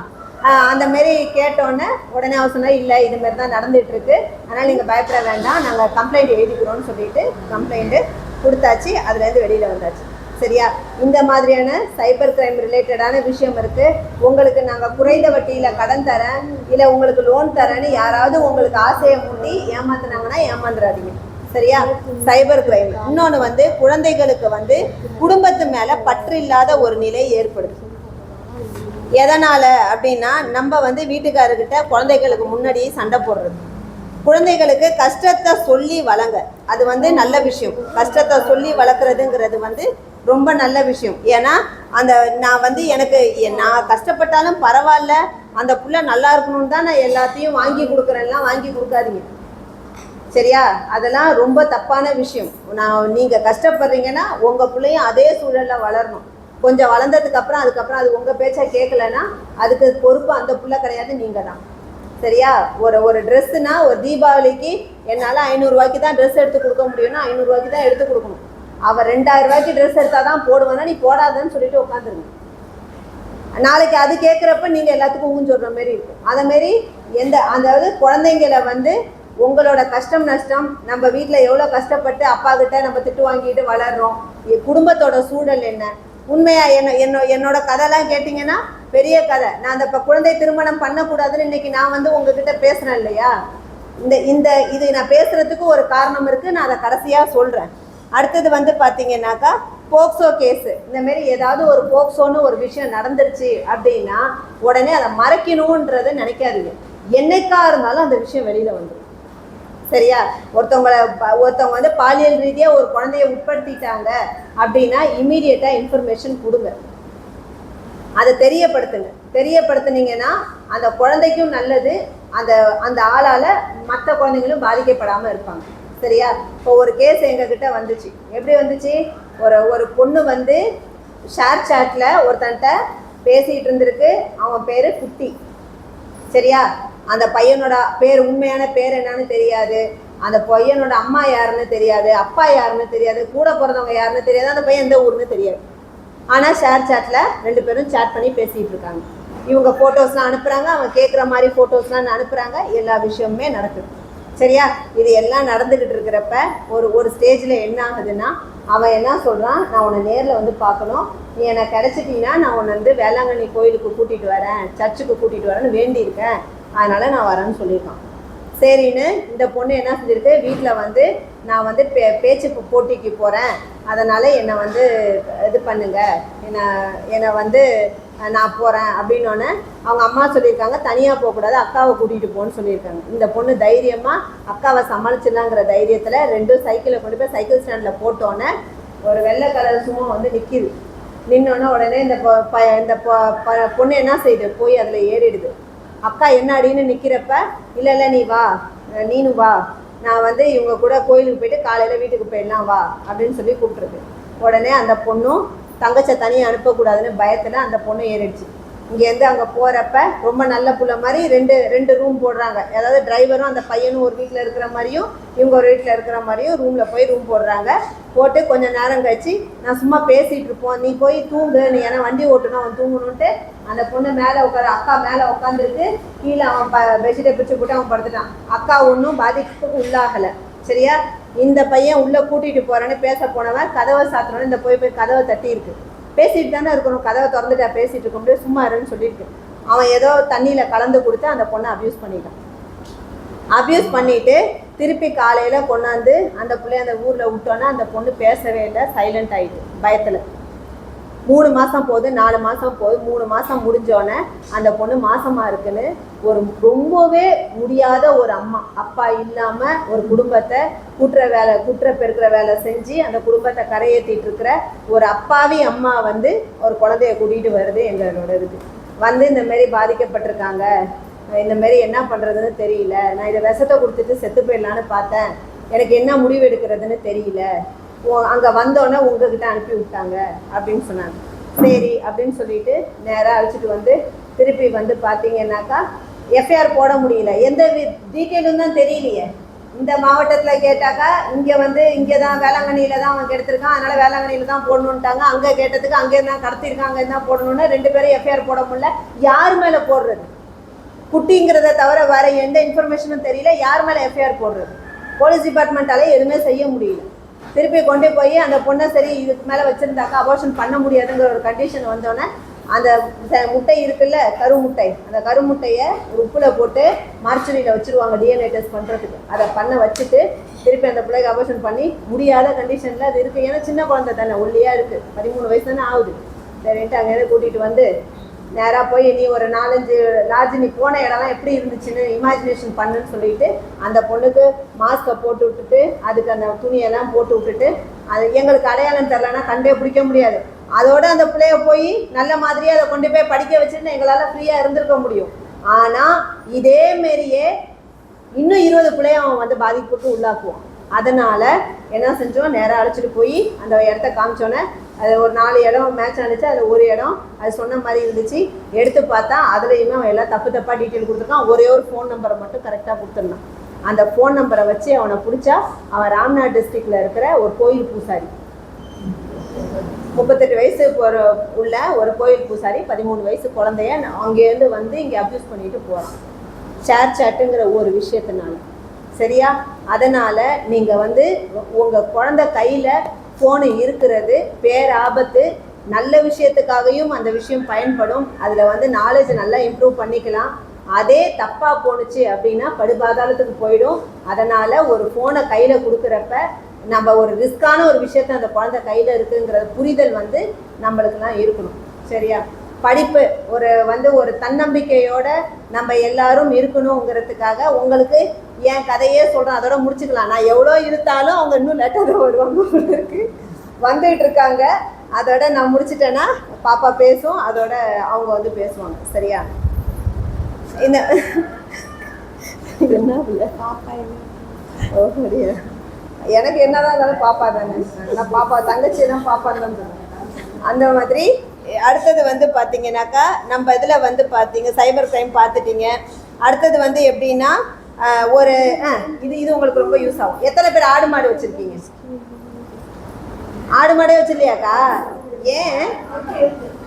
சரி, லோனு வாங்குறீங்களா? எத்தனை பேர் லோன் வாங்கியிருக்கீங்க? மைக்ரோ ஃபினான்ஸ் வாங்கியிருப்பீங்க. இல்லைன்னா போய் சொல்லக்கூடாதுக்கா. வாங்கியிருக்கீங்களா? தயவு செய்து மைக்ரோ ஃபினான்ஸ் வாங்காதீங்க. ஒரு மனிதனோட டெவலப்மெண்ட் எந்த இடத்துல பாதிக்கப்படுதுன்னா அந்த மைக்ரோ ஃபினான்ஸில் தான் ஃபஸ்ட்டு ஆரம்பிக்கும். 50,000 ரூபான்னு சொல்லிட்டு 38,000 ரூபா கொடுக்குறப்ப சந்தோஷமாக வாங்குவீங்க. அதுக்கப்புறம் சம்பாதிக்கிறது ஃபுல்லாக 100 நாள் வேலைக்கு போனது ஃபுல்லாக அவன் எடுத்துகிட்டு போயிடுவான். அதுக்கப்புறம் நம்ம திட்டு வாங்கி அவன் டெய்லி வந்து வீட்டுக்காரர் கூட கரெக்டாக டைமுக்கு வந்து நிற்க மாட்டார். அவன் வந்து வாசலில் நிற்பான். அதுக்கப்புறம் நம்மளை எடுத்து கோர்ட்டில் விட்டுருவான். கோர்ட்டில் விட்டதுக்கப்புறம் நம்ம ஐயோ குயோயோன்னு உட்காந்துருவோம். ஒரு விஷயம் நல்லா தெரிஞ்சுக்குங்க. ஒரு கிராமத்தில் நடந்தது. சுய உதவிக்குள்ள எத்தனை உறுப்பினர்கள் இருக்கீங்க? 12 பேர் இருப்பீங்களா? 12 பேரில் 2 பேரோட காசை எனக்கு கொடுத்துடணும், லோனை நான் வாங்கி கொடுக்குறேன்னு ஒரு ஆள் வந்து சொல்கிறார். சரியா? சொல்லிட்டு அந்த 2 லோனும் வாங்குறாங்க. அந்த 2 பேருக்குள்ள காசை அவர் எடுத்துக்கிறார். போய் அவர் பேங்க் மேனேஜர்கிட்ட போகிறப்ப இப்படி காலெல்லாம் தூக்கி விட்டுட்டு அவர் தான் பெரிய ஆள் மாதிரி இதை வந்திருக்காங்க, நீங்கள் லோனு கொடுங்க. ஏன்னா இவர் தான் பேங்க் மேனேஜருக்கே பணம் கொடுத்த மாதிரியும் இவர் வந்து டீல் பண்ணுற மாதிரியும் ஒரு சீனெல்லாம் கிரியேட் பண்ணி அப்படியே அந்த பேங்க் மேனேஜருக்கும் இவருக்கும் அவ்வளோ ஒரு அண்டர்ஸ்டாண்டிங் இருக்கிற மாதிரி ஒரு விஷயத்த சீனை கிரியேட் பண்ணி வச்சிருந்தார். உடனே நீங்கள் என்ன செய்றீங்க? பணத்தை வாங்குறீங்க. வாங்கிட்டு இந்த ஐயோ இந்த சிவபெருமானே இவனை பார்த்த மாதிரி இருக்கே அப்படின்னு சொல்லிட்டு சம்பாதிக்கிற காசெல்லாம் வாங்கின காசை திருப்பி கொடுக்கணுங்கிற பொறுப்பில் அந்த ஆளுகிட்ட கொடுக்குறீங்க. அந்த ஆளும் மேக்சிமம் பணத்தை வாங்குவார்.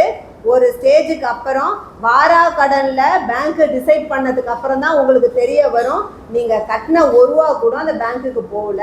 எல்லாத்தையும் அவர் வாயில் போட்டுட்டு அவர் போயிட்டாரு. பேங்க் மேனேஜரும் ட்ரான்ஸ்ஃபர் ஆகி போயிட்டார்.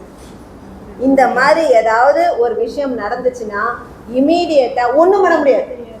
ஏன்னா உங்கள்கிட்ட எந்த ஆதாரமும் இல்லை, எதுவுமே இல்லை, ஒன்றுமே பண்ண முடியாது. நீங்கள் உங்கள் தலைகீழ நின்னாலும் பணத்தை நீங்கள் தான் கட்டி ஆகணும். இல்லைன்னா சிபிலில் உங்கள் பேர் ஏறிடும். நீங்கள் இனிமேல் எந்த லோனும் வாங்க முடியாது, எந்த ஒரு நலத்திட்டத்தையும் வாங்க முடியாது. சரியா? இதமாரி யாராவது வந்து சொன்னால் தயவு செய்து நீங்கள் பேங்க்குக்கு போய் உங்களால் மெனக்கட்டு வாங்க முடியும்னா முடியும். அப்படியே இல்லையா, நீங்கள் பேங்க்கை வாங்கிட்டீங்களா, யாரையாவது நம்பி வாங்கிட்டீங்களா, பணத்தை நீங்கள் போய் கட்டுங்க. நீங்கள் பணத்தை கட்டிங்கன்னா எந்த லோனும் நீங்கள் வீடு லோன் வாங்கியிருந்தாலும் சரி, படிப்பு லோன் வாங்கியிருந்தாலும் சரி, மாட்டு லோன் வாங்கியிருந்தாலும் சரி, ஆட்டு லோன் வாங்கியிருந்தாலும் சரி, எந்த லோன் வாங்கியிருந்தாலும் நீங்கள் பணம் கட்டின ரிசிப்டை கொண்டாந்து கட்டிட்டு வந்து ஜீரகடை பழ வச்சுட்டு அதை பறக்க விடுறது இல்லை. அதை பத்திரமா வச்சுக்கணும். இவ்வளோ இடத்துல நான் இவ்வளோ பணம் கட்டியிருக்கேங்கிறது பத்திரமா வச்சுக்கணும். இல்லைன்னா ஏமாந்து போய் நிற்கணும்.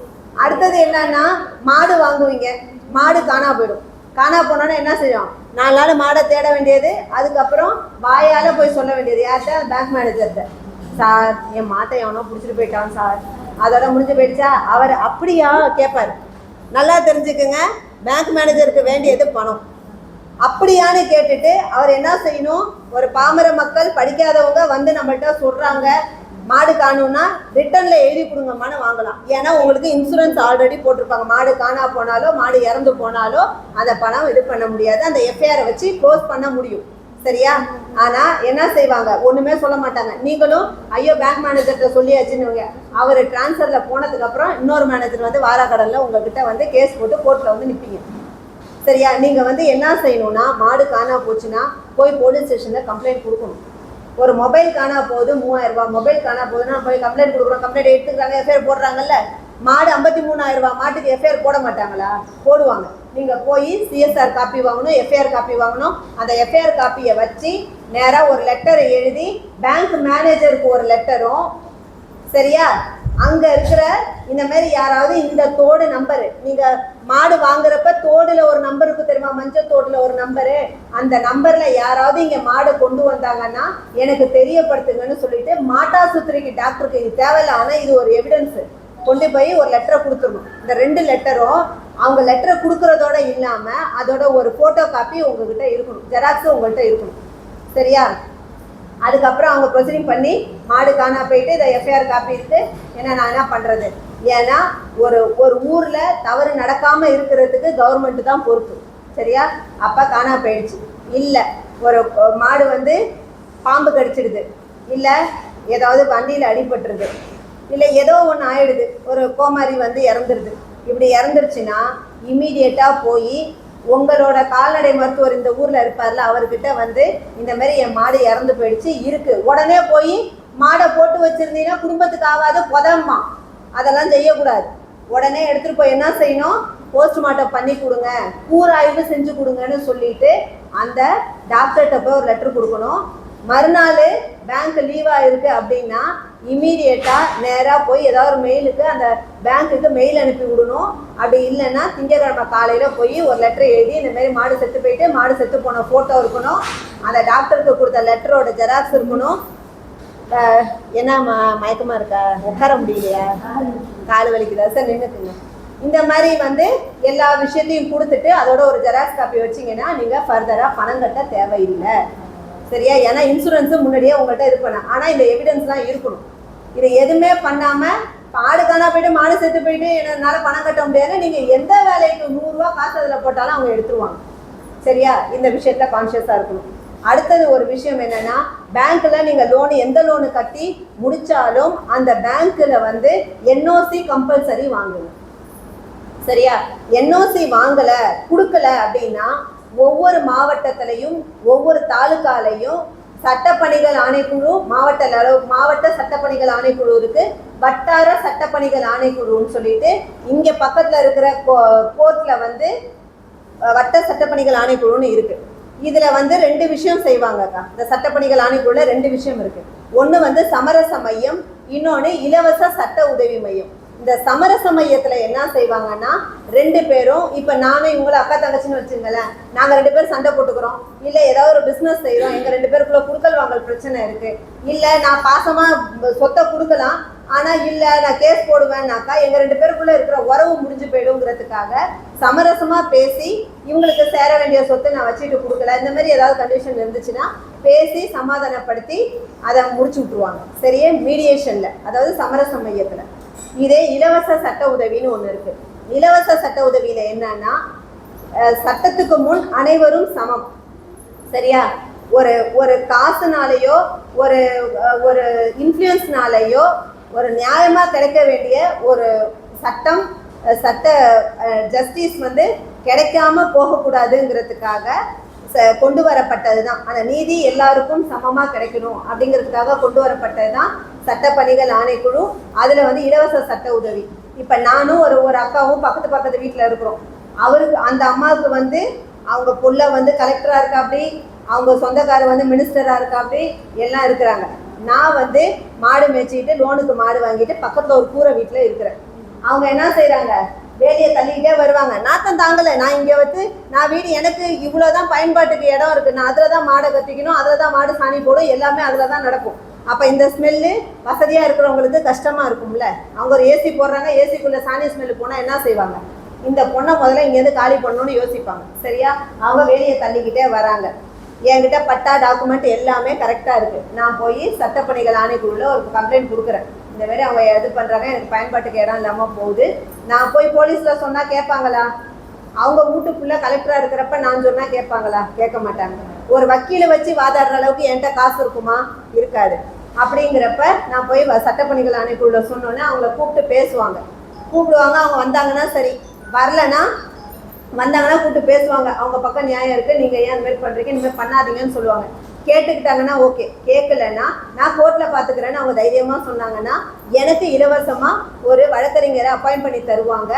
கவர்மெண்ட் வந்து அந்த அந்த வழக்கறிஞருக்கான ஃபீஸை கொடுத்துரும். சரியா?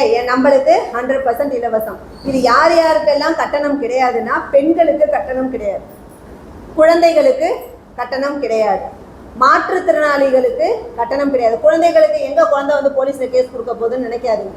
அம்மா அப்பா இல்லாத குழந்தை, அதுக்கு சொத்து வர வேண்டியது இருந்துச்சுன்னா, இல்லை வந்து அது போக்சோ ரிலேட்டடாக எதையாவது பாதிக்கப்பட்டிருக்குன்னா, ஒரு பிறந்த பதிவு எடுக்க முடியாமல் அந்த குழந்தை இருக்குது, அதுக்கு யாரும் ஆதரவுக்கு இல்லைன்னா, ஆதரவற்ற குழந்தைகள் இவங்களுக்கும் ஏதாவது கேஸ் இது பண்ணினாக்கா குழந்தைகளுக்கு கட்டணம் இல்லாமல் இலவச சட்ட உதவி செஞ்சு தரப்படும். பெண்களுக்கு செஞ்சு தரப்படும், மாற்றுத்திறனாளிகளுக்கு செய்து தரப்படும், எஸ்சி எஸ்டி சமூகத்தினருக்கு செய்து தரப்படும். 5வது வந்து பார்த்தீங்கன்னா, வருட வருமானம் 3 லட்சம் ரூபாய்க்கு கம்மியாக இருக்கிற ஆண்கள் இருக்காங்கல்ல, அவங்களுக்கு இலவச சட்ட உதவி. யார் யாருக்கு? பெண்களுக்கு, குழந்தைகளுக்கு, மாற்றுத்திறனாளிகளுக்கு, எஸ்சி எஸ்டி சமூகத்தினருக்கு. அடுத்தது வந்து வருட வருமானம் 3 லட்சம் ரூபாய்க்கு கம்மியாக இருக்கிற ஆண்களுக்கு இலவச சட்ட உதவி செய்யப்படும். இதில் வந்து இது மட்டும் செய்கிறது கிடையாது. சட்டப்பணிகள் ஆணைக்குழுவில் தேவையில்லாத ஒரு இடத்துல ஸ்கூலுக்கு பக்கத்தில் போதைப் பொருள் விற்கிறாங்கன்னா நீங்கள் வந்து 1500 இவங்க இனிமேல் இந்த மாரிலாம் மீட்டிங் நடந்துச்சுன்னா நீங்கள் ஒரு பேனாவும் பேப்பரும் எடுத்துகிட்டு வந்துடணும். ஏன்னா நீங்கள் எங்கேருந்து போகிறப்ப நான் சொன்ன எல்லாமே மறந்துடும். சரியா? அது நம்மளுக்கு சம்மந்தப்பட்ட ஏதாவது 1 2 ஞாபகம் இருக்கும், பாக்கியெல்லாம் மறந்துடும். அதனால் இந்த முக்கியமான நம்பர்களெல்லாம் நீங்கள் நோட் பண்ணி வச்சுக்கணும். சரியா? சட்டப்பணிகள் ஆணைக்குழுவில் இலவச சட்ட உதவி பெறுறதுக்காகவும் சட்டம் ரிலேட்டடான சந்தேகங்களை தீர்த்துக்கிறதுக்காகவும் 1500ங்கிற நம்பருக்கு கால் பண்ணணும். சரியா? ஒருத்தவங்க நான் சொன்னல பார்டர் லைன் டிசார்டர், இந்த மாதிரியான பிரச்சனை இருக்கிறவங்க இந்த வந்து பார்த்தீங்கன்னா 14416 அந்த மாதிரி இருக்கிறவங்க, மன ரீதியான பிரச்சனைகள், சரியா, அந்த மாதிரி இருக்கிறவங்க 14416ங்கிற நம்பருக்கு கால் பண்ணலாம். இந்த சைபர் கிரைம் ஃபோனில் இருக்கிற பிரச்சனைகள்லாம் இருக்குல்ல, காலெல்லாம் நீட்டிக்குங்க, ஒன்றும் பிரச்சனை இல்லை, நீட்டிங்க, நின்றுக்குங்கம்மா, இல்லைனா ஒன்றும் பிரச்சனை இல்லை. அந்த மாதிரிலாம் இருக்காங்கன்னா 1930 சைபர் கிரைம் ரிலேட்டடாக. குழந்தைகளுக்கு 18 வயசுக்கு உள்ளே இருக்கிற குழந்தைகளுக்கு வந்து ஏதாவது பாதிப்பு இருக்குது அப்படின்னா அவங்களுக்கு வந்து என்னன்னா 18 18 வயசுக்கு உள்ளே இருக்கிறவங்களுக்கு 1098 நம்பரு. 18 வயசுலேருந்து 60 வயசுக்குள்ளே இருக்கிறவங்களுக்கு ஏதாவது ஒரு பிரச்சனைனா 181க்கு கால் பண்ணலாம். சரியா? 60 வயசுக்கு மேற்பட்டு இருக்கிறாங்க அவங்களுக்கு வந்து மூத்த குடிமக்கள்னு சொல்லுவாங்க. 60 வயசுக்கு மேலே இருக்கிறவங்க 145667 அந்த நம்பருக்கு கால் பண்ணணும். இந்த நம்பர்லாம் ஞாபகம் இருக்குமா? ஒரு நம்பரும் ஞாபகம் இருக்காது. கடைசியாக அந்த பிள்ளைகிட்ட கொடுத்துட்டு போகிறேன், எல்லாரும் நம்பர் வாங்கிட்டு. சரியா? இப்போ வந்து கன்க்ளூஷனுக்கு வரும். இப்போ வந்து நான்லாம் ரொம்ப கஷ்டப்பட்டு வந்ததுனால தான் இன்னைக்கு எல்லாரும் நல்லா இருக்கணுங்கிற எண்ணத்தில் நான் உங்களுக்கு எல்லா விஷயத்தையும் சொல்லிட்டு இருக்கேன். சரியா? இன்னைக்கு குழந்தை திருமணம் பண்ணக்கூடாதுன்னு நான் இங்கே வரத்துக்கு காரணம், அதனால நான் பாதிக்கப்பட்டதுனால தான் இன்னைக்கு குழந்தை திருமணம் பண்ணாதீங்க அப்படின்னு சொல்றேன். எங்கள் அப்பா ஒரு மிலிட்ரிக்கார். சரியா? அவர் வந்து இதில் ஆர்மியில் இருந்தாங்க, இறந்துட்டாங்க. எனக்கு வந்து சின்ன பிள்ளையிலேருந்து எனக்கு தமிழ் தெரியாது. அங்கேருந்து நாங்கள் இங்கே வரோம். சொத்து வந்து எங்கள் தாத்தா வீட்டு சைடும் எங்கள் அம்மாவோட அப்பா வீட்டு சைடும் நிறையா சொத்து, எங்கள் அப்பாவோட சொத்து. அவங்க 2 பேருமே எங்களுக்கு சொத்து கொடுக்கக்கூடாதுன்னு எங்கள் தாத்தா என்ன செஞ்சார், அம்மாவுக்கு சின்ன வயசு, எனக்கு 8 வயசு, எங்கள் அம்மாவுக்கு ரொம்ப கம்மியாக வயசு இருக்குல்ல, அதனால அவங்க மாமனார் வீட்டுக்கு அனுப்பலை, எங்கள் தாத்தா கூட வச்சுட்டாரு. பூர்வீக வீட்டை மைனர் ப்ராப்பர்ட்டியை என் பேரை எழுதி வச்சுருக்கேன். எங்களுக்கு தெரியாது. அதனால் ரொம்ப அடிப்பாங்க. வாசலில் வாசலில் தான் திண்ணையில் தூங்கணும், திண்ணையில் தண்ணி எடுத்து ஊற்றிடுவாங்க. யார் வீட்டு ஆட்டையாவது கொண்டாந்து கட்டிடுவாங்க. அது ஒன்றுக்கு பெஞ்சா படுக்க மாட்டோன்னு. மாடு 60 மாடு இருக்கும். அதுக்கு நடுவில் அந்த இது போட்டு வச்சுருப்பாங்களா, வக்கேல் போடுறதுக்கு, அதில் போர்வையை விரிச்சு போட்டு எங்கள் அம்மா பக்கத்துலேயே உட்காந்துருப்பாங்க. நானும் என் தம்பிக்கு மனநல சரியில்லை. அதனால் நாங்கள் எங்கேயாச்சும் போயிட்டோம்னா அந்த சொத்தெல்லாம் எடுத்துக்கலான்றதுக்காக இவ்வளோ டார்ச்சர் பண்ணாங்க. அவ்வளோதையும் அனுபவிச்சுட்டு அங்கேயே தான் இருந்தோம், அங்கேயே தான் படித்தேன். 10ஆவதுல என் கூட இருந்த மாமா பசங்க சித்தி பிள்ளைங்களோட மார்க்கு கூட. அதனால என்ன செஞ்சாங்க, அப்போ எனக்கு கல்யாணம் பண்ணணும்னு முடிவு பண்ணிட்டாங்க. கல்யாணம் பண்ணணும் முடிவு பண்ணிட்டு என்ன பண்ணாங்க, சொந்தக்காரர் வேற ஒரு வீட்டுக்கு பொண்ணு பார்க்க வந்தாங்க சொந்தக்காரங்க. அவங்கள கொண்டாந்து என் வீட்டில் பொண்ணு இருக்குன்னு சொல்லிட்டு, அவங்க எங்கள் சின்ன மாமியார் யாருன்னா எங்கள் அத்தையோட தங்கச்சி. சரியா? எங்கள் சின்ன மாமியார் அவங்க வீட்டிலேருந்து கல்யாணம் பண்ணி வீட்டுக்கு வந்ததுக்கப்புறம் நான் 11th லீவ்லலாம் கல்யாணம் முடிஞ்சிச்சு. 12th ஸ்கூலுக்கு போயிட்டுருக்கேன். 12th ஸ்கூலுக்கு போயிட்டு இருக்கிறப்ப என்னை ஸ்கூலுக்குலாம் அனுப்ப மாட்டாங்க. அவ்வளோ அடி விழுவும், அவ்வளோ இது பண்ணும். எங்கள் வீட்டுக்காரர் இருக்கிறப்ப எதுவுமே பேச மாட்டாங்க. எங்கள் வீட்டுக்காரர் இல்லாதப்ப தான் எல்லா பிரச்சனையும் நடக்கும். இதுமாரி பண்ணி எக்ஸாம்லாம் எழுதலாம் அலோவ் பண்ணலை. ரொம்ப கஷ்டப்பட்டு போய் +2 எக்ஸாம் எழுதி பாஸ் பண்ணி முடித்தோடனே உடனே என்ன ஆச்சுன்னா, நான் இன்னும் மேற்கொண்டு படிக்கணும். எனக்கு மிலிட்ரிக்கு போகணுன்னு ஆசை. ஏன்னா இங்கே எல்லாரும் போட்டு டார்ச்சர் பண்ணோன்னே நம்ம இங்கெல்லாம் இருக்கக்கூடாது, நம்ம மிலிட்ரிக்கு போயணும்னு நினச்சேன். அதுக்குள்ளே கல்யாணத்தை பண்ணி வச்சுட்டாங்க. ஒன்றும் பண்ண முடியல. வேறேன்னு சொல்லிட்டு என்ன பண்ணேன், சைக்காலஜி படிக்கணும் அப்படின்னு சொல்லிட்டு நானும் என் வீட்டுக்காரும் வெள்ளிக்கிழமை மதியானம் போய் அப்ளிகேஷன் போட்டுட்டு நாங்கள் வரோம். சாயந்தரம் எங்கள் வீட்டுக்காரர் பிஸ்னஸ் விஷயமா வெளியூர் போகிறாரு. எங்கள் சின்ன மாமியாரும் சின்ன மாமனாரோட வீட்டுக்காரும் வந்து என் வயிற்றுல உதச்சி என்னை போட்டு அடித்து, ஏன்னா படிக்கக்கூடாதுன்னா உன்னை யார் இந்த வேலைலாம் பார்க்க சொன்னதுன்னு சொல்லிட்டு ரொம்ப அடி. அன்னைக்கே குழந்தை வயிற்றுலே இறந்துச்சு. 7 மாதம் குழந்தை இறந்து அன்னைக்கு நைட்டு, வெள்ளிக்கிழமை நைட்டு ஃபுல்லாக வலி, சனிக்கிழமை ஃபுல்லாக வலி, சனிக்கிழமை நைட்டு ஃபுல்லாக வலி, ஞாயிற்றுக்கிழமை ஃபுல்லாக வலி, ஞாயிற்றுக்கிழமை நைட்டு ஃபுல்லாக வலி. திங்கக்கிழமை காலையில் எனக்கு கண்ணு மட்டும் முடிச்சிட்ருக்கு. வெளியில் என்ன நடக்குதுன்னு தெரியுது. என்னோட எந்த ஆர்கனும் செயல்படலை. அப்படியே எந்திரிக்கவே முடியாத ஒரு கண்டிஷனில் போயிட்டேன். டாக்டர்கிட்ட போய் என்னன்னு தெரியலன்னாக்கா வயிற்று வலிக்குது, இப்படி தான் கையை காமிச்சோன்னா வயிற்று வலிக்குதுன்னொன்னே நேராக போய் ஸ்கேன் எடுத்து பார்த்தா குழந்தை இறந்து 2 நாள் ஆகுது. வயிற்றுக்குள்ளே இறந்துருக்கு. வயிற்றுக்குள்ளே இருந்த நஞ்சு கொடி வீங்கி போயிடுச்சு. அதனால் இன்னும் 1 மணி நேரத்தில் இந்த பொண்ணுக்கு முடிஞ்சிடும், காப்பாற்ற முடியாதுன்னு சொல்லிட்டாங்க. யார்? ராகினி டாக்டர். உங்களுக்கு தெரியும்னு நினைக்கிறேன். நாகப்பட்டினம் ராகினி டாக்டர்கிட்ட தான் கொண்டு போய் சேர்த்தாங்க. எங்கள் அம்மா வராமல் டாக்டர் என் மேலே கையை வைக்க மாட்டேன்னு சொல்லிட்டாங்க. ஏன்னா உடம்பு ஃபுல்லாக அடிப்பட்ட காயம் இருக்குது, குழந்தை இந்த மாதிரி ஆயிருக்குன்னு. அப்போ அந்த எங்கள் அம்மா அங்கேருந்து காரைக்கால்லேருந்து இங்கே வரத்துக்கு டைம் ஆகும். நான் ஒரு பாலம் உடஞ்சிருந்துச்சுங்கிறதுனால கஷ்டப்பட்டு அவங்க வந்து நான் எந்த கம்ப்ளைண்ட்டும் கொடுக்க மாட்டேன், எப்படியாச்சும் காப்பாற்றுங்கன்னு சொன்னாங்க. அப்படி தான் நான் காப்பாற்றப்பட்டு திருப்பி ரொம்ப கஷ்டமாக இருக்கும். ஏன்னா அந்த குழந்தைய அந்த ஸ்ட்ரெச்சரில் வச்சுருக்காங்க. ஒரு 7 மாதம் குழந்தை, ஆண் குழந்தை மாட்டுக்கு முன்னாடி கிடக்கு. அப்போ அந்த ஒரு படிப்புங்கிற ஒரு விஷயத்துக்காக ஒரு குழந்தையோட உயிர் தியாகம் ஆகுது அந்த இடத்துல. சரியா? அதுக்கப்புறம் போய் எங்கள் மாமியார்லாம் ஒன்றும் பிரச்சனைக்கு உரிய ஆள் கிடையாது. சின்ன மாமியார் தான். அப்படியே மாமியார்கிட்ட போய் கேட்டேன், நான் படிக்கணும்ட்ட அப்படின்னு சொல்லி கேட்டேன். இது என்னது, உனக்கு பிள்ளையே இனிமேல் பிறக்காதுங்கிறாங்க, அதுவே நாங்கள் வேதனையில் இருக்கோம், நீ இப்போ இது பண்ணுற அப்படின்னு. சரின்னு சொல்லிட்டு அப்புறம் கொஞ்ச நாள் கழிச்சு குழந்தை பிறந்துருச்சுன்னா என்னை படிக்க விடுவீங்களான்னு கேட்டேன். பார்ப்போம் அப்படின்னாங்க. குழந்தை பிறந்துச்சு. குழந்தை பிறந்ததுக்கு அப்புறம் போய் திருப்பி கேட்டேன். சூரியவம்ச படமா படிக்கிறதுக்கு, அதெல்லாம் பார்ப்போம் இரு, குழந்தைக்கெல்லாம் பால் கொடுக்கணும், என்ன இப்போ போய் படிக்கிறதுன்னாங்க. சரி, குழந்தைக்கு 1 வயசு ஆணுச்சு. திருப்பி போய் நான் கேட்டேன்னா படிக்கணும். சரி, ஏதாவது இந்த இங்கே பரீட்சை மட்டும் எழுதுகிற மாதிரி இருக்கும்ல, அதில் போய் படினாங்க. சரி, நான் அதில் எழுதி பாஸ் பண்ணிவிட்டு திருப்பி எனக்கு தெரியும் அதனால் எந்த யூஸும் கிடையாதுன்னு அதுக்கப்புறம் நான் ஒரு பல்கலைக்கழகத்தில் போய் படிக்கணும்னு கேட்டேன். சரி, அதுக்கப்புறம் எங்கள் அம்மாவோட அண்ணி தான் எங்கள் மாமியார். எங்கள் அம்மாவை குழந்தைய பார்த்துக்க சொல்கிறத கொஞ்சம் என்ன இது பண்ணுங்க அப்படின்னு சொன்னோன்னே சரின்ட்டு வர சொல்லி திருப்பி போய் நான் பல்கலைக்கழகம். அந்த நேரம் பார்த்து எங்கள் குழந்தைனாரோட ஒய்ஃப் இறந்து போயிட்டாங்க. அந்த 3 பிள்ளைங்களும் அம்மா அப்பா இல்லாமல் நம்மக்கிட்ட இருக்குது. 9 பேருக்கு மேலே வீட்டில் சமைக்கணும், வேலை இருக்கும். அப்போ வாஷிங் மிஷின்லாம் கிடையாது. திரும்ப நிறைய வேலை இருக்கும். நைட்டு 10 மணிலேருந்து 3 மணி வரைக்கும் படிக்கணும். படித்து அந்த பல்கலைக்கழகத்திலேயே முதல் மாணவியாக வந்தேன். சரியா? முதல் மாணவியாக வந்தோடனே எனக்கு ராஜஸ்தான்லேயும் குருஷேத்ராலையும் சீட்டு கிடச்சிச்சு. ராஜஸ்தானில் போய் ஜெய்ப்பூரில் எம்ஃபில் PhD LLB அங்கே படிச்சுட்டு திருப்பி நான் நம்ம தமிழ்நாட்டுக்கு இன்றைக்கி 13க்கு மேற்பட்ட சென்ட்ரல் ஸ்டேட்டில் கௌரவ பதவியில் இருக்கிறேன். இன்றைக்கி எந்த மினிஸ்டர் வட மாநிலத்திலேருந்து வந்தாலும் எனக்கு ஹிந்தி தெரியுங்கிறதுனால அவங்களுக்கு மொழிபெயர்ப்பாளராக நான் தான் போகிறேன். ஒரு வழக்கறிஞராக இருக்கிறேன். நான் படித்த காலேஜில் எனக்கு ஹெல்ப் பண்ணாங்கன்றதுக்காக நான் போய் அவங்களுக்கு கிளாஸ் எடுத்து கொடுக்குறேன். குழந்தைகளில் நான் இப்போ முன்னாடியே சொன்னேன், 67 குழந்தைகளுக்கு நான் கார்டியனாக இருக்கேன். இன்றைக்கி தமிழ்நாடு வெளி மாநிலங்களில் எல்லாத்தையும் சேர்த்து 58 குழந்தைகள் என்னால் படிக்கிறாங்க. இவ்வளோ விஷயமும் செஞ்சது எல்லாமே எதனாலன்னா, படிப்புங்கிற ஒரு விஷயம் இல்லைன்னா எதுவுமே பண்ண முடியாது. சரியா? அதனால் வாழ்க்கையில் ஒரு குழந்தைக்கு நீங்கள் படிப்பை மட்டும் கொடுத்துடாது. நம்ம பெற்றதாக இருக்கட்டும், யாரோடையாதான் இருக்கட்டும், ஒரு படிப்புங்கிற ஒரு விஷயத்தை கொடுத்துட்டிங்கன்னா அதுக்கு வாழ்க்கை கொடுத்த மாதிரி.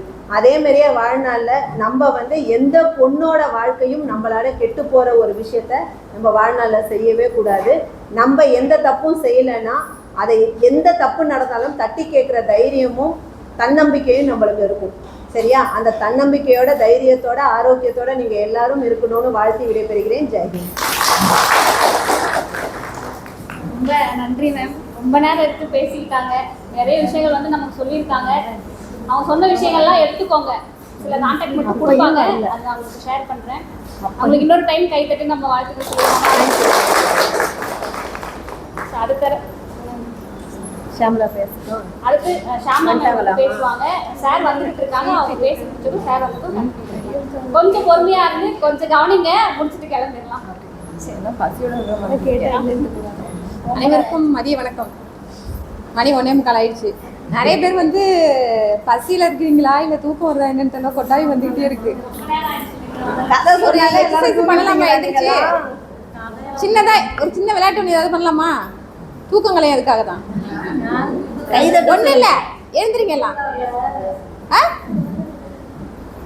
டான்ஸ் எல்லாம் ஆடல, எழுந்திரிங்க, அவ்வளோதான். ஒன்றும் இல்லை.